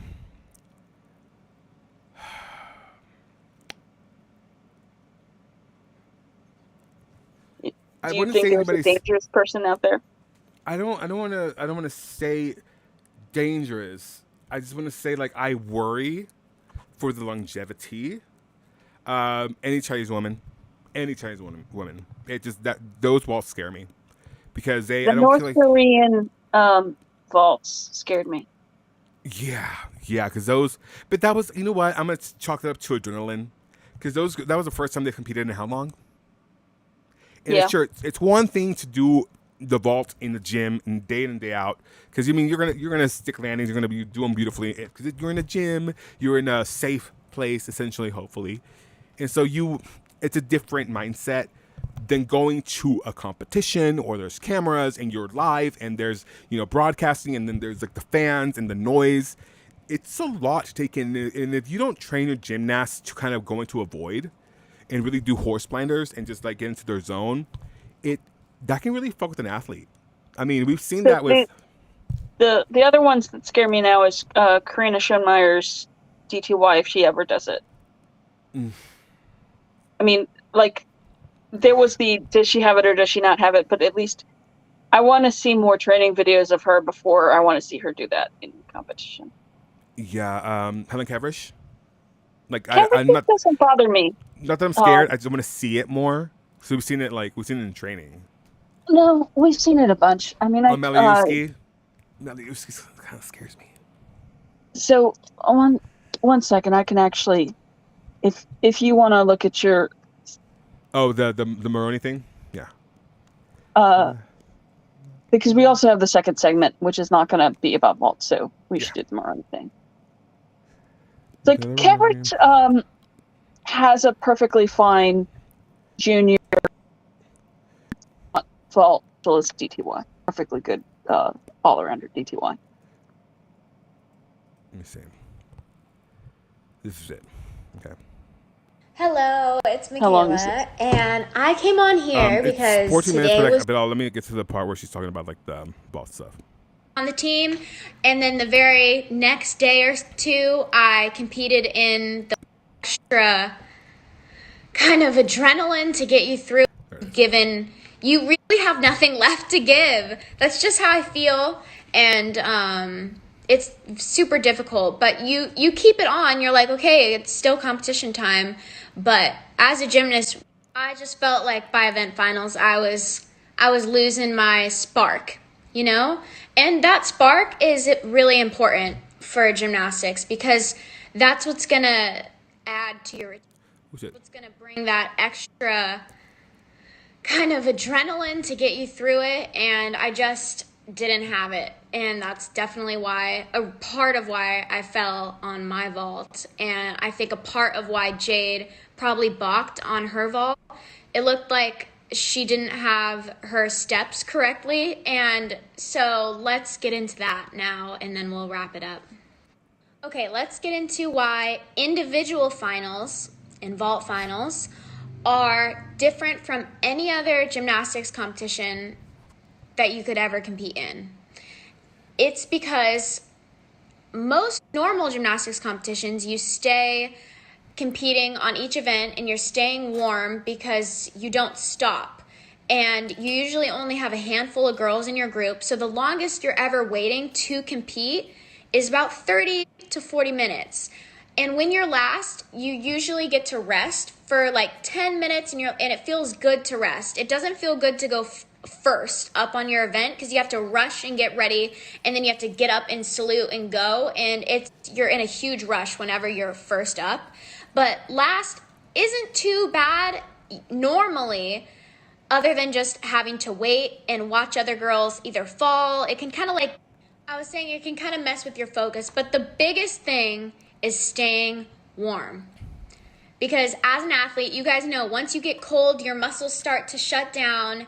And it's just with gymnastics, if you're not warm, your gymnastics is going to be completely different. So, individual finals, it took me about an hour of a wait before I competed on my vault. And with a broken foot, having to get up and sprint down the runway, you do not feel your legs for the first half of your vault. Because your legs feel like they're not your legs. They feel like jello. It feels like you just ran a cold sprint. And I just feel like I never felt like this on any of other vaults in my entire life. But individual finals feels fucked up. It literally feels like... So yeah, I sat on the side for an hour. And you have this little corner to just wave your arms and like try to stay warm and like jump around. But like how warm can you really stay? And I remember trying to like run back and forth, and with the Olympics, you're on TV, and I'm being recorded doing all these weird, like, banging my legs. I was, like, trying to keep my legs awake, and, like, the TV was recording me, and I was like, please fucking stop. Like, it was just annoying, and the TV also makes you wait, and what happened in my individual finals, which made it an even longer wait, was every girl was falling, and almost 2 girls got carried off. And so one girl, it took her, like, 10 to 15 minutes, her whole entire turn. She fell on both of her vaults, and, oh my god, it was an absolute nightmare. So personally, I don't ever watch the girls go in front of me. I just hear their vault, and you can hear when someone falls. And the girl that I was after, oh my god, she fell flat on her back. And my mom, to this day, this is going to sound funny, but she says that she fell and she got sweat all over the mat, and she laid there crying in tears. And my mom thinks that on my second vault that I slipped because her tears and her sweat was on the mat and nobody cleaned it up. I'm like, that might be true, Mom. I love you. But that is funny. So, so I guess we're gonna change subjects now. Yes. So, change subjects. I want to talk about the greatest LGBT gymnast ever, and just to yes. Because what we're gonna do is we're gonna talk about Karen Jans, who won 7 Olympic medals in 1968 and 1972. And we're going to start not with video, but I'm going to read some of the things said about this woman before we watch the videos to see what Adex thinks of this language. Now, this woman is a lesbian. And I'm going to tell you how we know she's a lesbian before we go into this. Okay? After gymnastics was over, while she was at Munich, she was in medical school. This is a crazy smart woman. So she's in medical school at Munich. She then goes on to be a spinal surgeon. She's a co-inventor of the artificial spinal disc, which, because she was from a communist country, they didn't make money off of that. But when the wall fell, a West German, basically, investor bought their patents and made himself a multimillionaire off of their patents. But she was in charge of a couple of surgical departments at a Berlin area hospital. And in 2012, she was dating a hospital administrator, and she was essentially fired because her enemies used her sexuality to get her fired. Now, my understanding of this case is she does not sound like she was a fun boss. She sounds like she's a very driven surgeon. But I'll give you some of the examples that she gave. Is that people would say she was territorial and that she wouldn't let them move patients through her wards to the ER from other wards. But she's a spinal surgeon, and spinal patients need special sanitary conditions. So it's not that she's not letting them move through her wards because she's territorial. She's trying to protect her patients, but she's maybe being blunt about it. And the thing is, like, as someone who has literally fractured his C1 vertebrae in 4 places, I get it. Yeah, I mean, this is a woman I probably wouldn't want to work with, but I'd love for her to be my doctor. Yeah, because she knows her shit. So, like, another example I that she has in the lawsuit is that the union rep said that she sent 350 emails in a month, and she proves that she only sent 250 emails in a month. And he complained that other department heads would only send 100 emails, but she had 2 departments. So, like, maybe she's sending more emails than normal, but not that many more. So that's the kind of thing that was said about her. And one of the things I thought was funny was during the lawsuit, she basically wrote down every conversation she had during this period in an exercise notebook, like she was a gymnast. Like, imagine Sana Weaver's D-score notebook. Yeah. Oh my God. And one of the things that apparently her enemies said was that she tried to run a hospital like an Olympic training base. And I love this quote. Apparently, when she heard that quote, she laughed and said, "People who say that have never been to an Olympic training base." So anyway, she has a sense of humor. Right. She's a very deadpan woman. She's a very driven German. surgeon.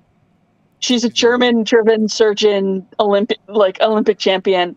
But like, we know her sexuality because of a horrible thing, and I think we need to remember that, because you see her name on these listicles and you don't appreciate that comes with this pain. But I also want to go back and read the way people talked about her to you, because this is some crazy shit. Go for it.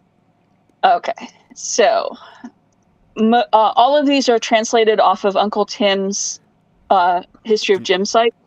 Which, by the way, go check it out. It's literally, it is an invaluable resource to this entire community.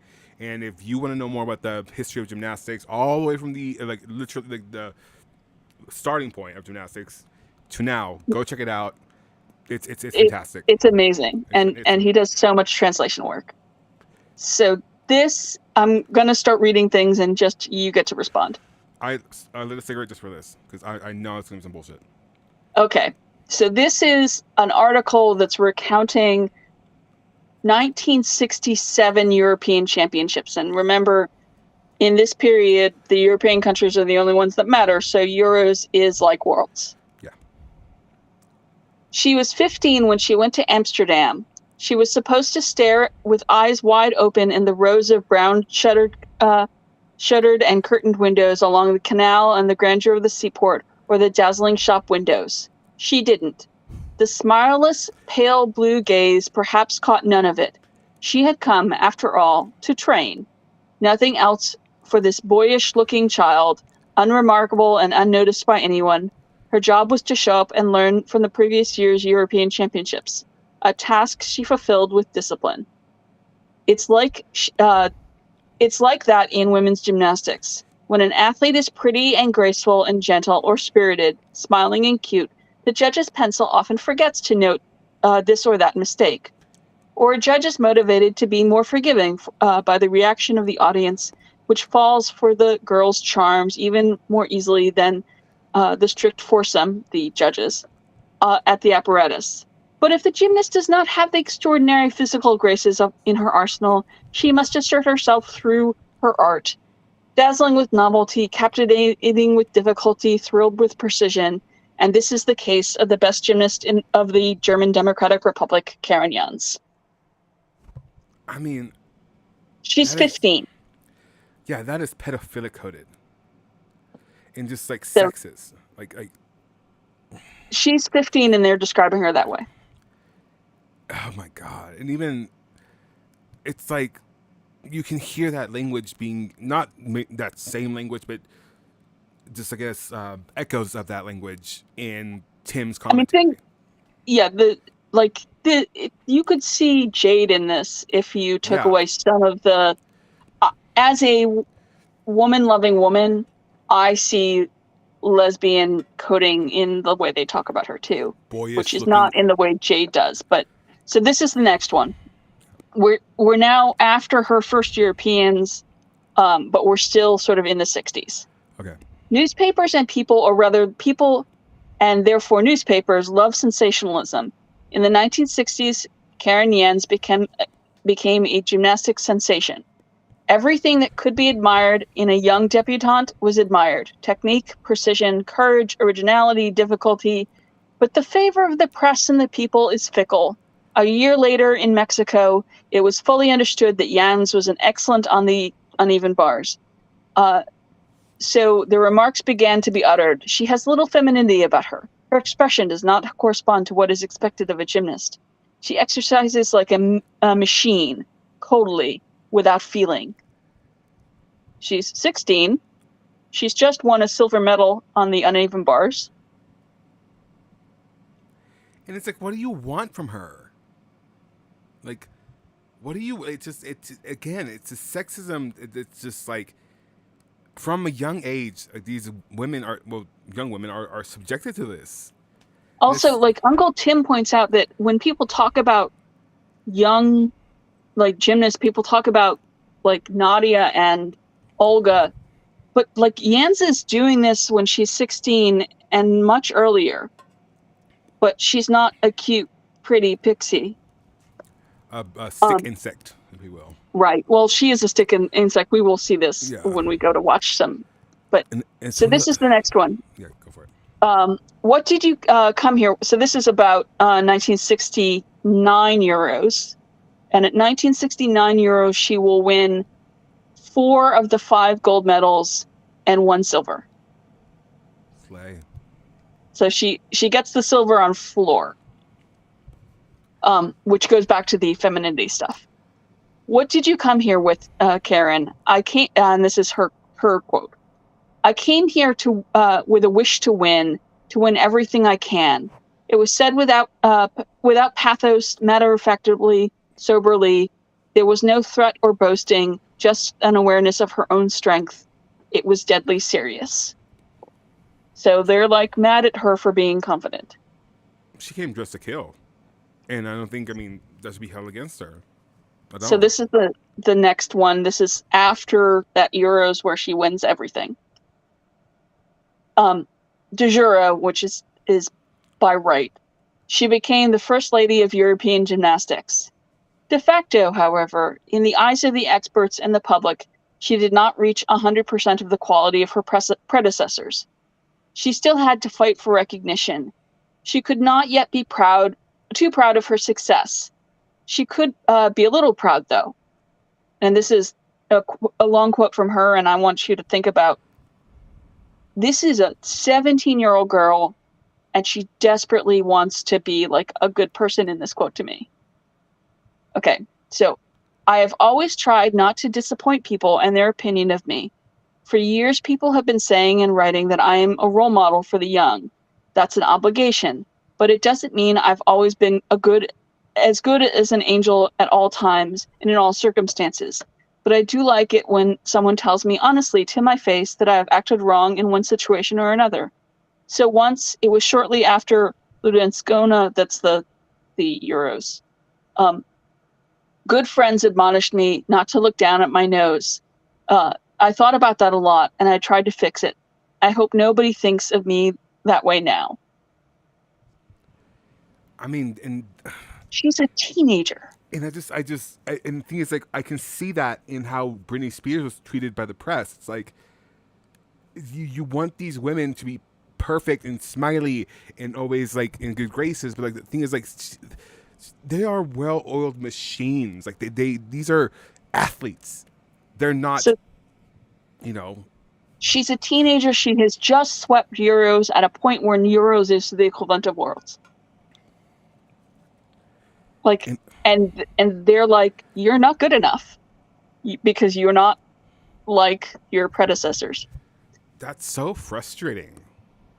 So we're going to watch some video now, and we're going to start actually with Olga Korbut, because I want you to this is a BBC documentary clip about Korbut in Munich, and I want you to listen to the way they talk about her and her emotion, because versus the way that I've just had them talk about Jans. Here we go. When the 1972 Games began in Munich, there was excitement about the potential of this Soviet teenager. Millions were watching on primetime TV for the first time in color as Korbut made her debut during the all-round competition. By the uneven bars, she was in third place after completing the vault and the floor exercise. Then there was an extraordinary moment, a very public nightmare that would make Korbut a household name.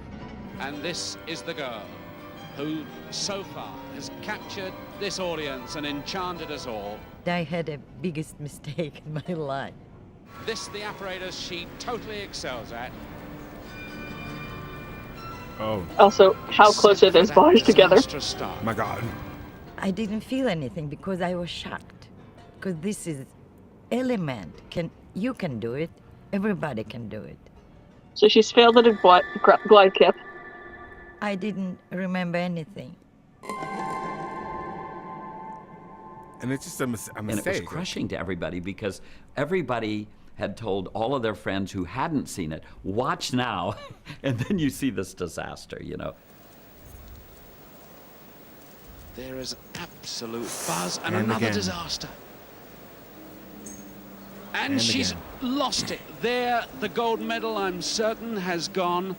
This girl who had everybody talking about her, 17 years of age, she brought a new dimension to this event. When I finished, I just thought this was a dream. She has had a disaster. Her reaction to defeat was not what was expected from a Soviet gymnast. What can one say? It gave us a chance to see a Russian who could break down and cry and not have that strong Soviet front up all the time. Saying, she's human. My God, she made a mistake and she cried. Isn't that wonderful? Isn't that wonderful? So can we stop here? Yeah, yeah. But like listen to like, so like the way that they talked about her, but she was acceptably feminine. Yeah, it's like they're forgiving because, you know, she's this young girl who, like, you know, is the star of the game. She's And the like pigtails and the like. Yeah. So this is Jans at Euros in 1969. And you know, I love a girl who has a Mia Farrow, like Rosemary's Baby, like haircut. I just love it. Like I can see why they realized she was gay. Yeah, I mean, come on. Yeah. This woman has big dyke energy. Yes, she does. It's very Taylor So Swift. I'm not giving you vaults because it's 1960s vault. Yeah. My God. Oh, there's the numbers again. Well, yeah. Come on. But look at her form. It's just fantastic. And this is like, again, these uneven bars is more like parallel bars here. Yeah. I mean, essentially they are parallel bars. It's like asymmetric. Come on.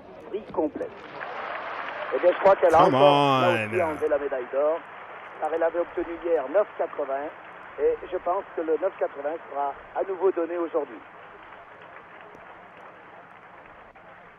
Yeah, so this is event finals at Euros, by the way, because we don't have the all-around. Yeah. Que pour le total, c'est-à-dire pour le classement général. Eh bien, la meilleure note avait été obtenue par Karinians avec 9,80, la deuxième note par Olga Karasova que nous allons voir tout à l'heure, la troisième note avec 9,65, la troisième note... So we go to the next one is, I believe, Beam. Let's see. Those freaking numbers, my gosh. Those So, are almost like reminding that the beam is a solid piece of wood. There's no covering. There's no padding. Mais suivons Karinians. Carignan, qui vient d'exécuter une entrée en bout de poutre et qui est très sûr à cet engin. Voici un tour her carriage, though. She's not doing the, like, I'm going to lunge in a, like, difficult way. No. There's like a lightness to her work, though. Not lightness. It's a That's the certain wrong word. confidence. Yeah, there you go. Mais par contre, Carignan prend des risques. She's And steady. rhythm. Yeah. Énormément de maîtrise. Like, yeah, there's a little like form breaks here and there, but like you can just tell like she is in the zone. Like she knows what she's doing. Yeah, and like there's not the like huge acro series, but that was just not what beam was in the 60s. Yeah. This was more Véritablement toutes les qualités. Aïe aïe aïe. more demonstration of form. Ceci va être pénalisé assez gravement par les juges, car ça a failli entraîner une chute. Carignan, que manque-t-il à cette gymnaste pour être véritablement celle qui succéderait à Kunchevskaya? So one of the things that yeah, go ahead. You can tell she has dance training too. Yeah. I mean, her toe point. Yeah. I mean, one of the things that I think people talk about Corbett is that they want to protect Corbett because she has this air of vulnerability to her. And this woman just didn't. And again, she's 17. But she's 17. It's different styles of gymnastics, but there's a reassurance in hers. Right. So, and then we're going to see floor and reminder that, so I want you to pay attention to her butterfly series.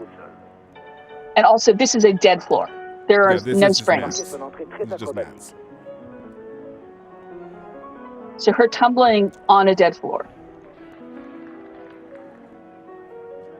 Like, it's like if you're tumbling on grass, essentially. So that is some of the most difficult tumbling of that era.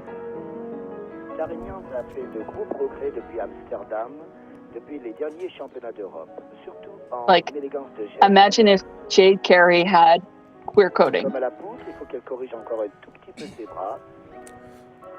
I don't think Jade's a lesbian. I don't think she is either, but I mean, the way they're talking about her in those excerpts is the way people talk about Jade. Yeah. My God, her turnout.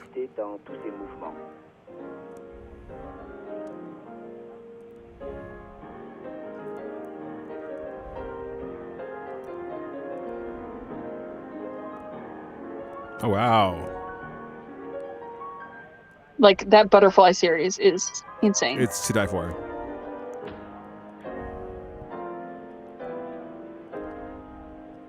And look how turned out her feet are. My gosh. Like, gymnastics is hard, but to do it with turnout and just carriage, I mean, that's difficult. Difficult. Okay, so can you hold on here because we're gonna? Yes. I'm gonna give you a. Yes.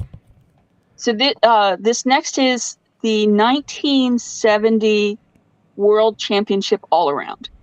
Okay. And this is the last rotation. She is leading, and she's leading by a lot. And in this code, it was difficult to do that. I mean, because you were capped at 10, and it was difficult to lead by a lot because, I mean, everybody was scoring around the same. Yeah. But, like, when there was exceptional gymnastics being done, you throw out a 9-8, 9-7, 9-8. So she's on beam, and we'll see what happens. And but I want you to think about. Floor? It's a Soviet gymnast, and I don't remember who it is. Okay. But the thing I want you to remember is the way people talked about Corbett's fall. Because obviously there's a fall here. And there's just a difference in, and I'm glad I did this side by side because there's a difference in the gymnastics.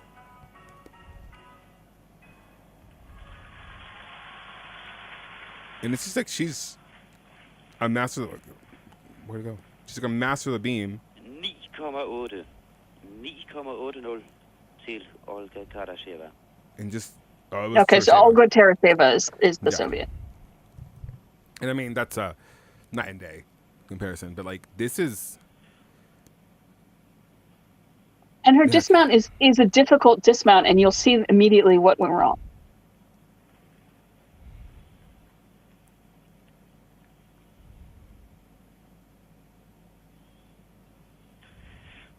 But she is 18 here, and remember, this is an era when gymnasts are into their 20s, so she's still a teenager. Oh, here. you just from the her foot slipped. Yeah, she misses a foot. Yeah. So she gets up, and she tries to be dignified, and she gets off the podium. As one would do. Let's play out the. Oh wow! Yeah, she completely misses her foot. Yeah, there's just no support there. Like, and we've seen It's this kind in of NCAA, amazing so, she got it around as much as she got it around. Yeah, and we've seen this in the NCAA, so I'm like how like a girl will just miss her. Miss the big, like, oh my god! Okay, can we pause here because I have more reading of quotes to do for you? Okay. So, but by the way, never sign up for Planet Fitness. It's a scam, and they will not stop charging you, even if you like tell me to cancel membership. They will keep charging you. By the way, I hate Planet Fitness. Go ahead. Okay, so this is about that fall. However, when she failed, perhaps for the first time in her life, to achieve what she strived for, she gained something else: the sympathy and affection of all the people around her. For having a stony face dissolve into torrent of tears, for having cried herself to an uncluttered crowd of sportswomen who let themselves be overcome by emotion in an ordinary feminine way. So she didn't cry until she got off the podium and out of the camera range. And that's the difference. And it's just like, it's just the misogyny. It's so apparent. Yeah. Even in the way that... So I have more of this because I'm going to make you listen to what they put this poor teenager through. No, I'm here for it because this is important. It's like, when we talk about femininity, because even Donatella talks about femininity in the artistry presentation, which I kind of have problems with, but whatever. Neither here nor there. It is here and there, because it's like there's still this expectation of these athletes to present as, delicate. And it's possible even Yans didn't know she was gay at this point. Like, yeah. I know a lot of gay women who put off gay woman vibes before they even know they're gay. Because of societal expectations, because of the times, because of, whatever the outside world, which is the last thing you should be dealing with when you're doing gymnastics. It's something we really hammer on. It's like... So the next set of quotes I'm going to give you is, I think people around her knew she was gay. Because think about the way people are talking about her in the next series of quotes. So the next quote is Erica Zuckold, who is her training partner. Oh, Zuckold, the one Ruby. Yeah, the Zuckold. Yeah. So it's her countrywoman and her training partner giving this quote about her, and this is about the one gold she did not win at Euros in 1969. The title deservingly went to the Soviet winner, Karaslova. Karen has wonderful tumbling passes, but she lacks a pleasing manner of presentation, of grace of presentation. The Soviet gymnast has a lot ahead of her. Her tumbling still leaves something to be desired. So that's about the floor we just watched. This reminds me of what Ariella Kaysam would say or said in her interview, how she almost felt like she had to reject the femininity because it didn't speak to her. But the one way she would reclaim it is by wearing the flowers and butterflies on her leotards. So this next one is from a Czech magazine, and this is a profile before Worlds. So this is before that fall. There were world though. I'm reading a lot, so You're good. forgive me. You're good. There were those who admired her performance. A Dutch journalist wrote, "Little Karen laughed at the highest difficulty." French L'Equipe stamped her with the seal of gymnast of tomorrow and predicted a long, unbeatable run. Soviet Sport praised the carelessness of the girl with the cheeky nose, who wins her fights without respect for the size or experience of her opponents. However, there were also those who could not accept the fact that gymnastics queens like Litinina and Cheslovska, gymnasts of a completely different type, had ascended to the throne. Erika Zuckel, the long-serving athlete of the GDR, said of her compatriot, "Karen is a beautiful tumbling passes, but she lacks execution and expression." Czechoslovak coach Ludek Martininski bows to the acrobatic perfection, but Karen trains too hard. Everything is choppy and tight. She lacks femininity and softness. America's best gymnast, Kathy Rigby, says of Europe's best, "Jens has one difficulty after another in her exercise, but it is an exercise without spark." And fuck you, Kathy Rigby. That's so Jade Carey coded. And like, all of those people are losing to her. The thing is, like, what more do you want out of these women? Like, yeah. So this is from the same article. Okay. Karen has a talent for movement that is rarely seen. In addition, she is a tenacious, precise, and disciplined, which you can see when she becomes a surgeon later. Her main weapons are her extraordinary ambition and her ability to mentally focus, so important in this particular sport. It is perhaps the only soaring attribute that can be used in Karen Jans. A bit poor, unlike the celebratory adjectives of her predecessors were showered. The girl, 155 centimeters tall and 55 kilograms light, with sober green eyes, short ash flowing hair, and a slim, boyish figure, does not yet attract any male eye. But the eyes of the experts are all more keen. There is no defect in her exercise, perhaps there cannot be. For Karen, the above-average ability to control her body is only a matter of technique. She comes to the apparatus and the exercise with even the most difficult elements as easily as if she were a well-tuned machine. In vain, the judges look for mistakes, for which they could detect tenths of a points. In vain, however, the spectators so far have looked for far more than technical perfection. it's just... You cannot tell me people did not know she was gay. Yeah, I mean, and it's one of those things like... they're conflating her as a person with, like, these expectations they have of her. Or they have of gymnasts. Her floor is not, like, without grace. This is not Jade Carey.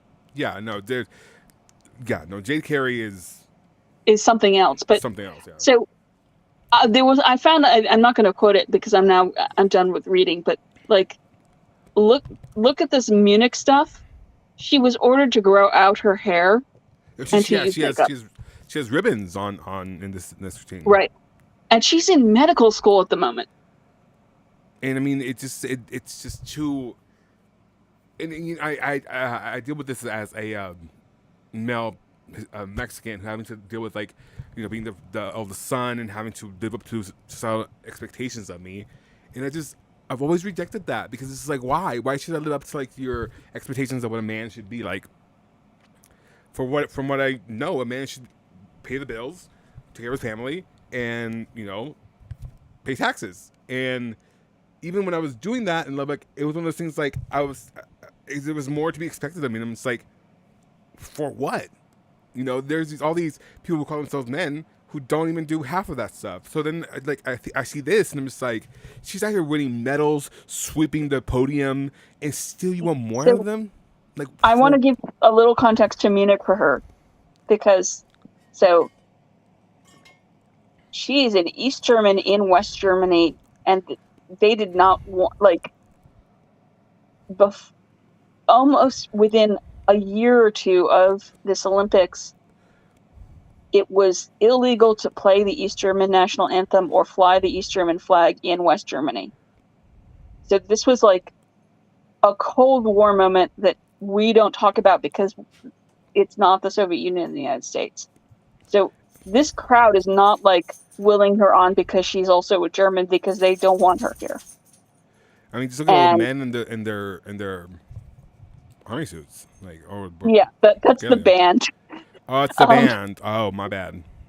So so that's the band, and so this is. I'm gonna give you a sense of what this Olympics was like, because Olga Korbut comes out with the most medals and the most gold medals. She wins. Let's not even think about that. I'm obsessed. I just want to know who that person is, because slay. So Olga Korbut has a gold medal on the team, a gold medal on floor and beam, and then Jans has a silver medal with the team, a gold medal on vault and bars, a silver in the all around, where she comes very close to Turasheva. Turasheva was like the epitome of femininity, I guess, in gymnastics. Right. So if you don't count the team medals, she and Korbut have the same number, and she gets a bronze on beam. So she and Korbut have the same number of individual medals. I actually think she has more than Korbut.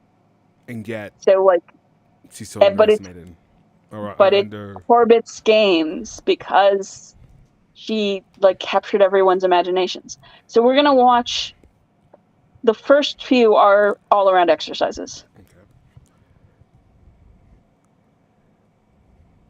So this is beam. Oh wow. And just like the commitment to just the back dive roll, that was a beautiful jump. I believe a cover on the beam, still no pattern. Yeah, I know that's the medical school. She's in fucking medical school. And the thing is, like, she's busy. And she's still doing fantastic gymnastics. I mean, look at it's the rhythm, position, the toe point. Yeah, so this is dance on beam before. Yeah. I mean, Olga Korbut brings acrobatics to beam in this Olympics, which is what we should rightly remember her for. Yeah. Probably the height of beam before Korbut. And it's just fantastic. I mean, it's just exceptional. But there's also none of that. I'm going to be super feminine and lounge and treat my lunges as if they're the hardest thing in the world. She's position. Like you said, position. It's a very matter of factly, this is what I'm doing. This is it. She gives you a dance, yes, but she knows she's there for a job. Let's bring in the sound. So again, this is an era of no springs on the floor.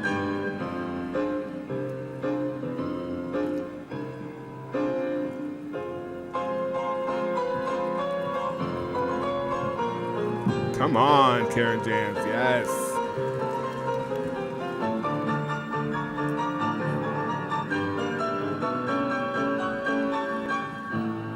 Beautiful, beautiful, oh my gosh.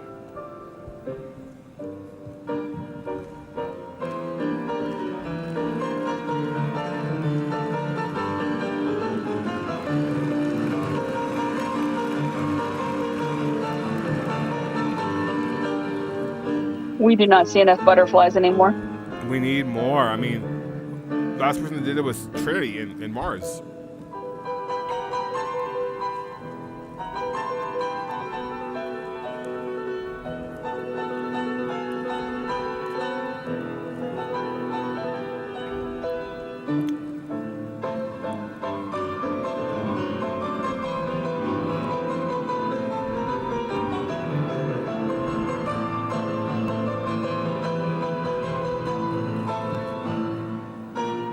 do a lot of these turns because she can wear shoes, and she wouldn't be wearing shoes if she was tumbling as much as we do now. But she's stuck between the Tara Sheva, like, womanly dance. And can we pause? Yeah. She's stuck between the womanly Tara Sheva floor and the Corbett, like, acro floor. It's a happy medium. Those last two routines were from the all around, so she gets a silver. And now we're going to watch event finals where she's getting golds. Love that for her. Also, this leotard is so 1972. It's just very Miami Vice. Wow. But also kind of hilarious given her, like, quote unquote boyish form. Yeah.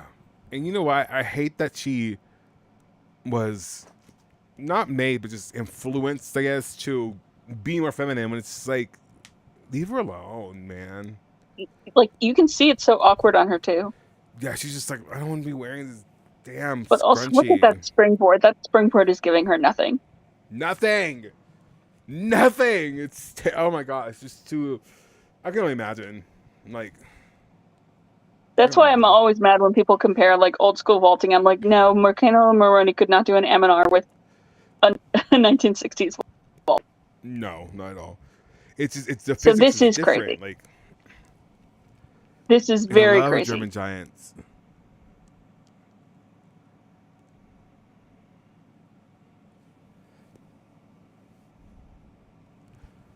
Those belly beats, man. Like, I am not an old school bars girl, but this is, like, it was just insane. It just. I'd salute Karen Jans. She's still alive, right? Yes. Oh.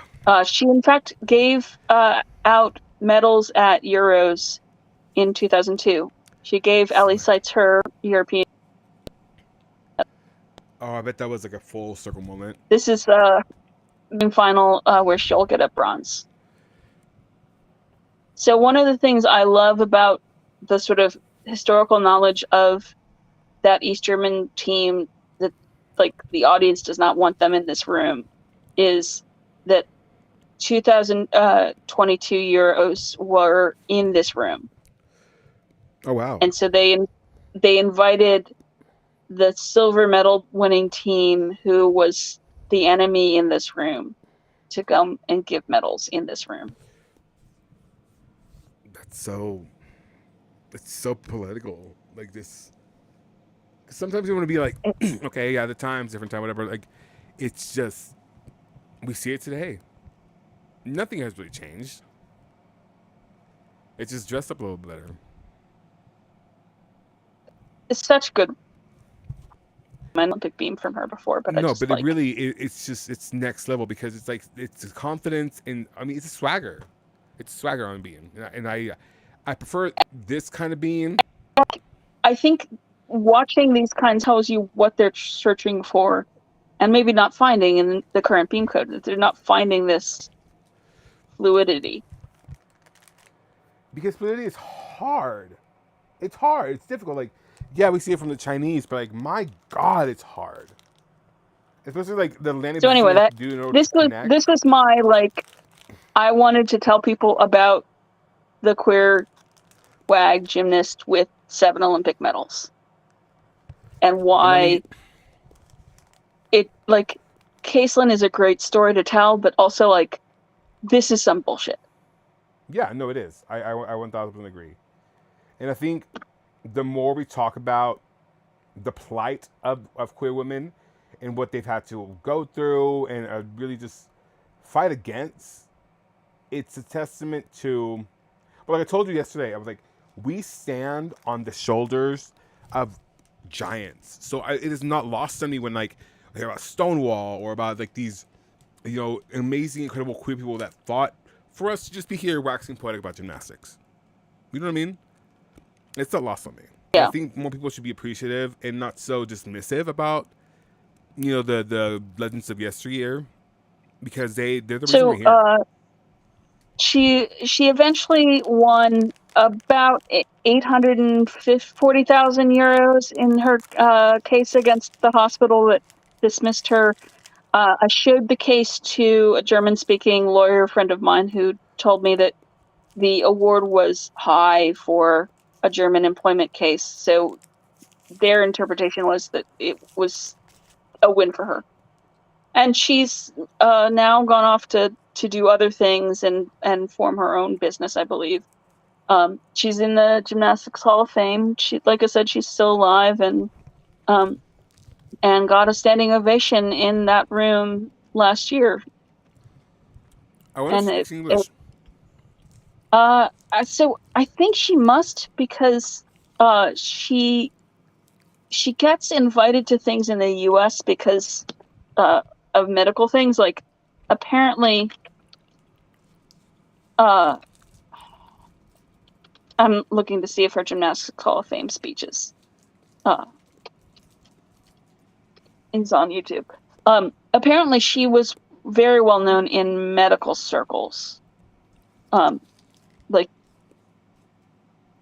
okay, I'm gonna send you a link because it's only a 2-minute video. Okay. And since this is me, like, wanting to talk about our giants.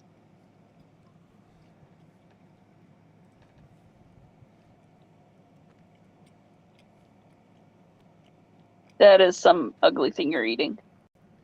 Oh, the fruit roll up. Oh no. Are you seeing what I'm seeing right now? Oh, hold on. Hold on, let me. You can see that's on the screen right now? It's breaking news. I'm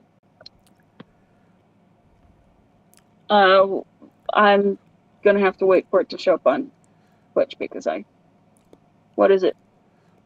The SAG-AFTRA has accepted the deal from the studios. Good. I don't know. I hope it was what they wanted and what they asked for. Because, man, pay your writers. It irks me so much as a person who writes. Like, they're the reason that you have shows. Like, what is the disconnect in that? Like, you have the money. Jesus Christ. And the menorah. Yeah, so in your DMs you should find the speech. I got it. Paste and go. Outside for a breath of fresh air? I just found out that air pollution can be worse indoors. Oh, look at her! Ladies and gentlemen, dear friends, I would like to express my gratitude for this great honoration. I am very happy, not least because my sporting successes lie back more than 30 years, and still people think of me. Gymnastics is a wonderful sporting discipline because both the bodily as well as the intellectual requirements affect its success. In order to become Olympic or world champion in this field of sports, athletic and aesthetic perfection are vital. Everything should be undertaken to maximally support this wonderful sport. Added to that, I would like to emphasize that time and money should also be invested to prevent greater damage and injuries to the gymnasts. I remain true to gymnastics in as much as I observe championships on a regular basis after quitting my sporting career at the beginning of 1973. On top of that, I am still able to perform some of the exercises such as butterflies.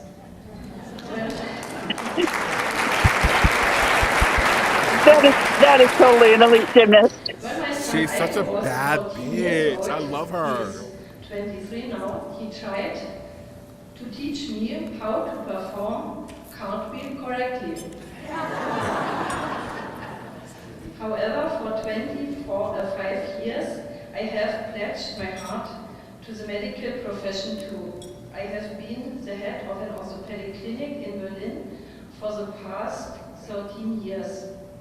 Many doctors were trained to become orthopedic surgeons at my clinic. My surgical spectrum is extensive, i.e. I operate on the spinal column, I do hip and knee replacements and so on. I work particularly intensively on artificial discs for the spinal column. At the beginning of the 80s, I developed an artificial disc together with a colleague. It is in the meantime being implanted in different spine centers of the US, amongst other clinics. For now and the future, I hope that we will be able to rejoice about the achievements of many gymnasts in the field of sports and professions after their sporting career. Thank you very much once again. I just, So, you know, that was 2003, but she's still a bad bitch. We should reach out, see if we can interview her. I would love to interview her. That'd be, oh my gosh, it'd be such a full circle moment. It's like from this. I mean, if you give me a second, I almost want to go and find that Munich 2022 medal presentation, because like it's also heartwarming because you can see how happy she is. So give me just a second, but it's just, you just see like the things she said is so right. Like I often talk about, you know, how there should be more incentive or more like, I guess, more focus on trying to show like these young women that there's life outside of gymnastics. Like that your gymnastics is not who you are. It's just what you're privileged enough to do, and it's what you're able to show with the world. But at the end of the day, like I completely, like, I am so proud of people like Darion, like Leah Clapper, who developed her own like little board game, like just several women in recent history who have shown the world that gymnastics is not who they are. It's just, there's an aspect of them, yeah, but they're the great innovators, performers. So you have a timestamp in your thing. Ooh, okay. Your one of the things in the stuff that I read was that she did not go to Euros in the 1971 Euros, and the press is like, well, she says she didn't go because she just graduated from high school and she was starting university, but she was afraid of losing to the Soviets. And you're like, no, fuckers. Mexico with a family. She's actually studying for her medical school entrance. Yeah, so she was already. This is the arena I like. And she retired, basically saying that she wanted to focus on her medical career. And rightfully so. I mean, a maverick.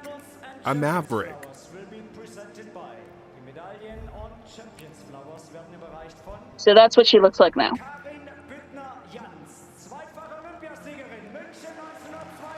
Is that her? Yeah. So in the cream jacket.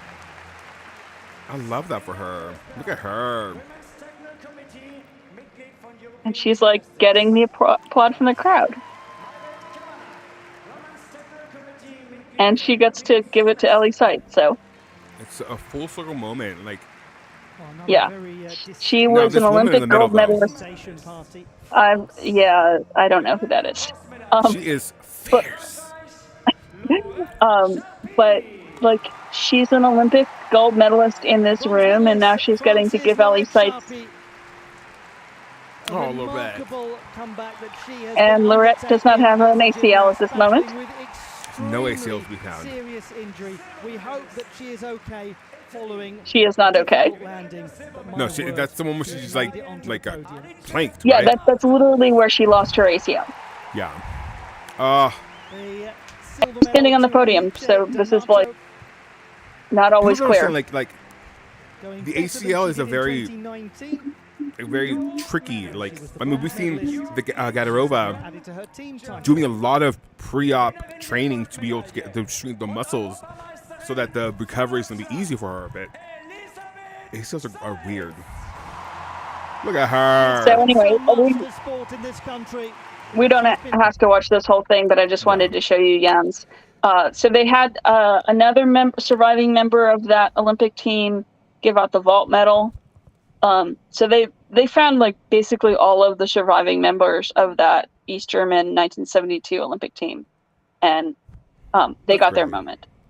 But anyway, so I just wanted, I didn't think people knew enough about this woman, and the fact that she's just on these listicles as here is this queer athlete without like,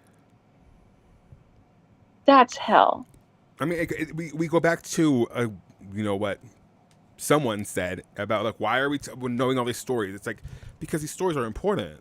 It's like the back we see the regalia and like, you know, the fanfare in the gymnastics, but behind every single athlete is an entire story of, you know, either heartbreak or just like adversity or whether it be like by people or themselves. It's difficult. Like, gymnasts aren't just people we see on TV. They are actual people who live lives and like go through shit.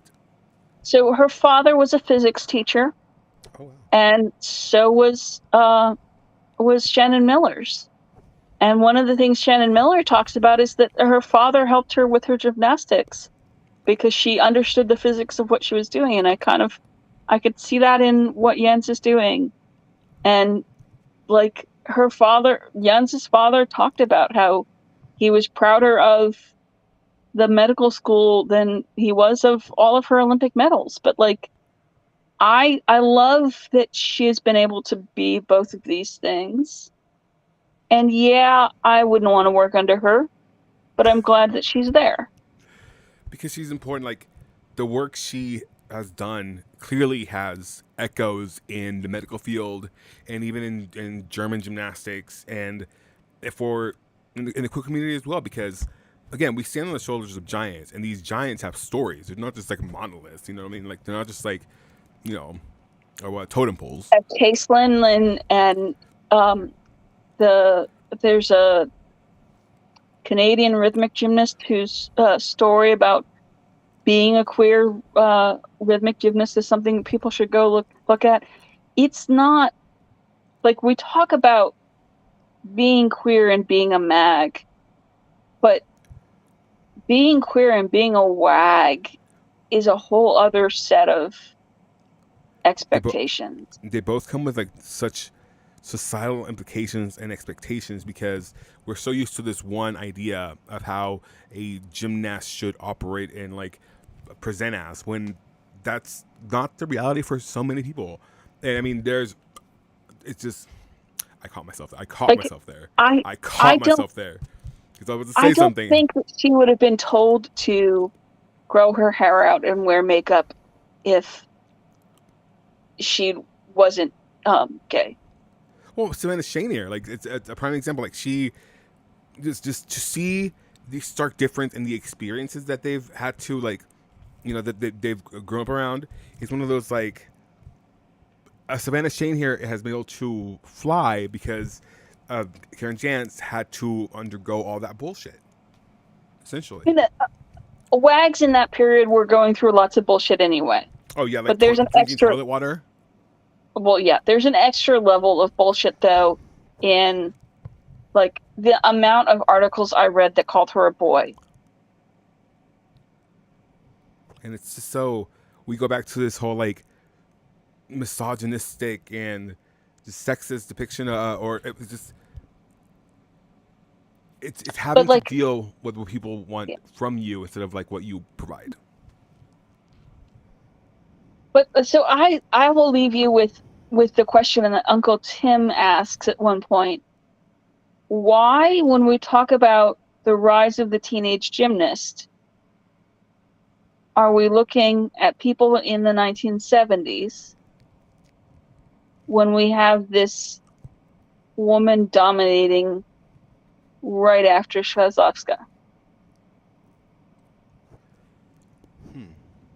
And I think it's because she wasn't appealing to Western television media. Yeah, because they weren't able to like assert their pedophilic ideals onto her. She does not, like, even when she's young, she does not look like A Shirley Temple. Yeah. Like, You know, she doesn't look like Nadia or like Corbett. And Like, to her advantage. and also, I'm I gonna go back say. to that fall. Like, she falls on her face and she's just lost the world all around, and her instinct is to get up and be dignified. And I think they punished her for that. And it's just so crazy because it's like, and this is also a time where, like, you know, Elvis had married Priscilla, and Priscilla was very young, and it's like this like whole like you have to appeal to the men because, you know, they're the ones who were in charge of you getting a credit card. They were the ones that, and it's so weird that there's actually a show coming out on Apple TV called The Buccaneers about cotillions and all that, and like presenting to society so men can, like, you know, sweep you up and take you, and it's one of those like. Patriarchal society sucks. Yeah. Like, down with the So patriarchy. anyway, Miss Andre. so we had fun with Vaults. We had fun being mad on Karen Janz's behalf. So Always. thank you very much for a lovely evening. Yeah, I'm going to try to reach out to her, see if I can. Because I would love to interview her. Because I think this story is fascinating. And just to see it, like, you know me, I'm a Texan. I want it from the horse's mouth, always, if I can. I would love to know, like, I'd love to know, like, I don't think I don't want to ask her questions about her sexuality, but I would love to know about, like, because her sexuality came out in this, like, really, like, just traverse I wonder that. about, like, what was her training like? And did they really make her, like, grow her hair out and put makeup on for Munich just because of, like, pleasing judges? And I mean, and what it was like That's a whole can of worms too. Like, the expectation of the judging, like the judges themselves, like having to or expect this, like, you know. If you want to, like, have a moment, go back to that not now, but, like, after this, go back to that 1972 vault final and look at the judges when she lands her vaults, because there's a Cheryl Hamilton, Michaela Maroney face on one of the judges. Okay. Oh, it's a great moment. But anyway, so she will, and, you know, she got an interview out of that. But anyway, you have a lovely evening. You too. Everyone have a lovely evening. Thank you always for your just incredible knowledge, and I just love you, Catherine. Thank you so much. Have a great night. Oh, okay, y'all. Well, that was that. That was, again, every day I learned something new. And even when I don't learn something new, like, I'm able to just further expand my knowledge and just kind of try to, like, reaffirm it. Because it's just, don't be ignorant. In this day and age of misinformation, buzzword, because getting closer, everything's almost set up in the additional room, so the live taping of Adex at Night will happen soon. It's just, you know, with all this other stuff. We had Pan Ams, we had whatever, and then this weekend I'm actually going to be in Lubbock. We're going to be fundraising, I guess, like, you know, a can drive for Rates of Love, and then the week after that, or the following week, we'll be doing Playing for Palestine, and there's just a lot that, you know, I'm involved with, because I like to give back to the community. I like to be involved, and at the detriment of my own projects sometimes. But yeah, I have nothing else to say other than, you know, there's a lot going on in the world right now, and there's a lot of misinformation, and there's a lot of people using their own suffering as a means to negate other people's suffering, and that's not what this is about. Suffering is suffering is suffering is suffering. You know what I mean? And I think it's difficult for people to try to separate that when speaking about you know, the Israel situation, because at the end of the day, it's a genocide. Just seeing a lot of stuff on social media about like kids and like these kids holding a press conference in English, asking for just help, and just it fucks me up. It fucks me up because I'm such a firm believer in, like, you know, when you borrow something, right? Growing up, they tell you to, if you borrow something, you're supposed to return it in equal or better condition than in which it was given to you. I just, as a human race, we haven't done it with this planet, and our posterity is the most important thing. And just to see all those kids just like begging for a ceasefire, begging to be like let back in schools, and it just fucks me up. It fucks me up. Because at the end of the day, like, this is a skin suit, you know what I mean? Like, my time is finite. And my biggest goal in life isn't for me. It's to leave behind a good chair for whoever's after me.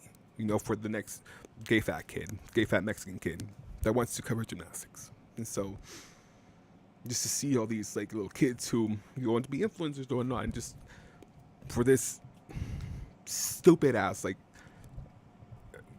nationalistic instinct from the IDF, it just fucks me up. It's just like, and the thing is, like, our tax money's paying for it. I just don't. It angers me because I'm like, well, then what the fuck am I paying my taxes for? Like, this is not what our country should be about. But that's what it's been about since the beginning. I mean, a Trail of Tears and the Japanese internment camps, and it's just like, day by day, I see the empire of the United States just crumbling because people are fed up with it. You see this in demonstrations and sit-ins in Grand Central Station and all the protests, and it's just like people are fed up with it because this is bullshit, and we shouldn't be helping or helping, aiding and abetting the genocide, because that's what it is. It's all right. Sorry for that moment. I'm very just upset about it, and I want to do whatever I can, and that's what we're going to be doing. The Playing for Palestine stuff. I think if not next week, then the week after that. But yeah,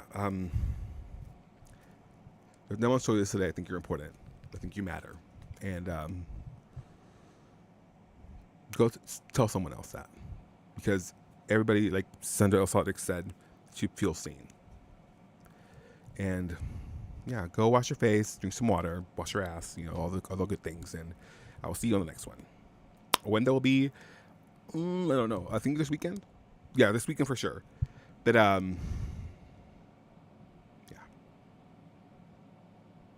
Bye.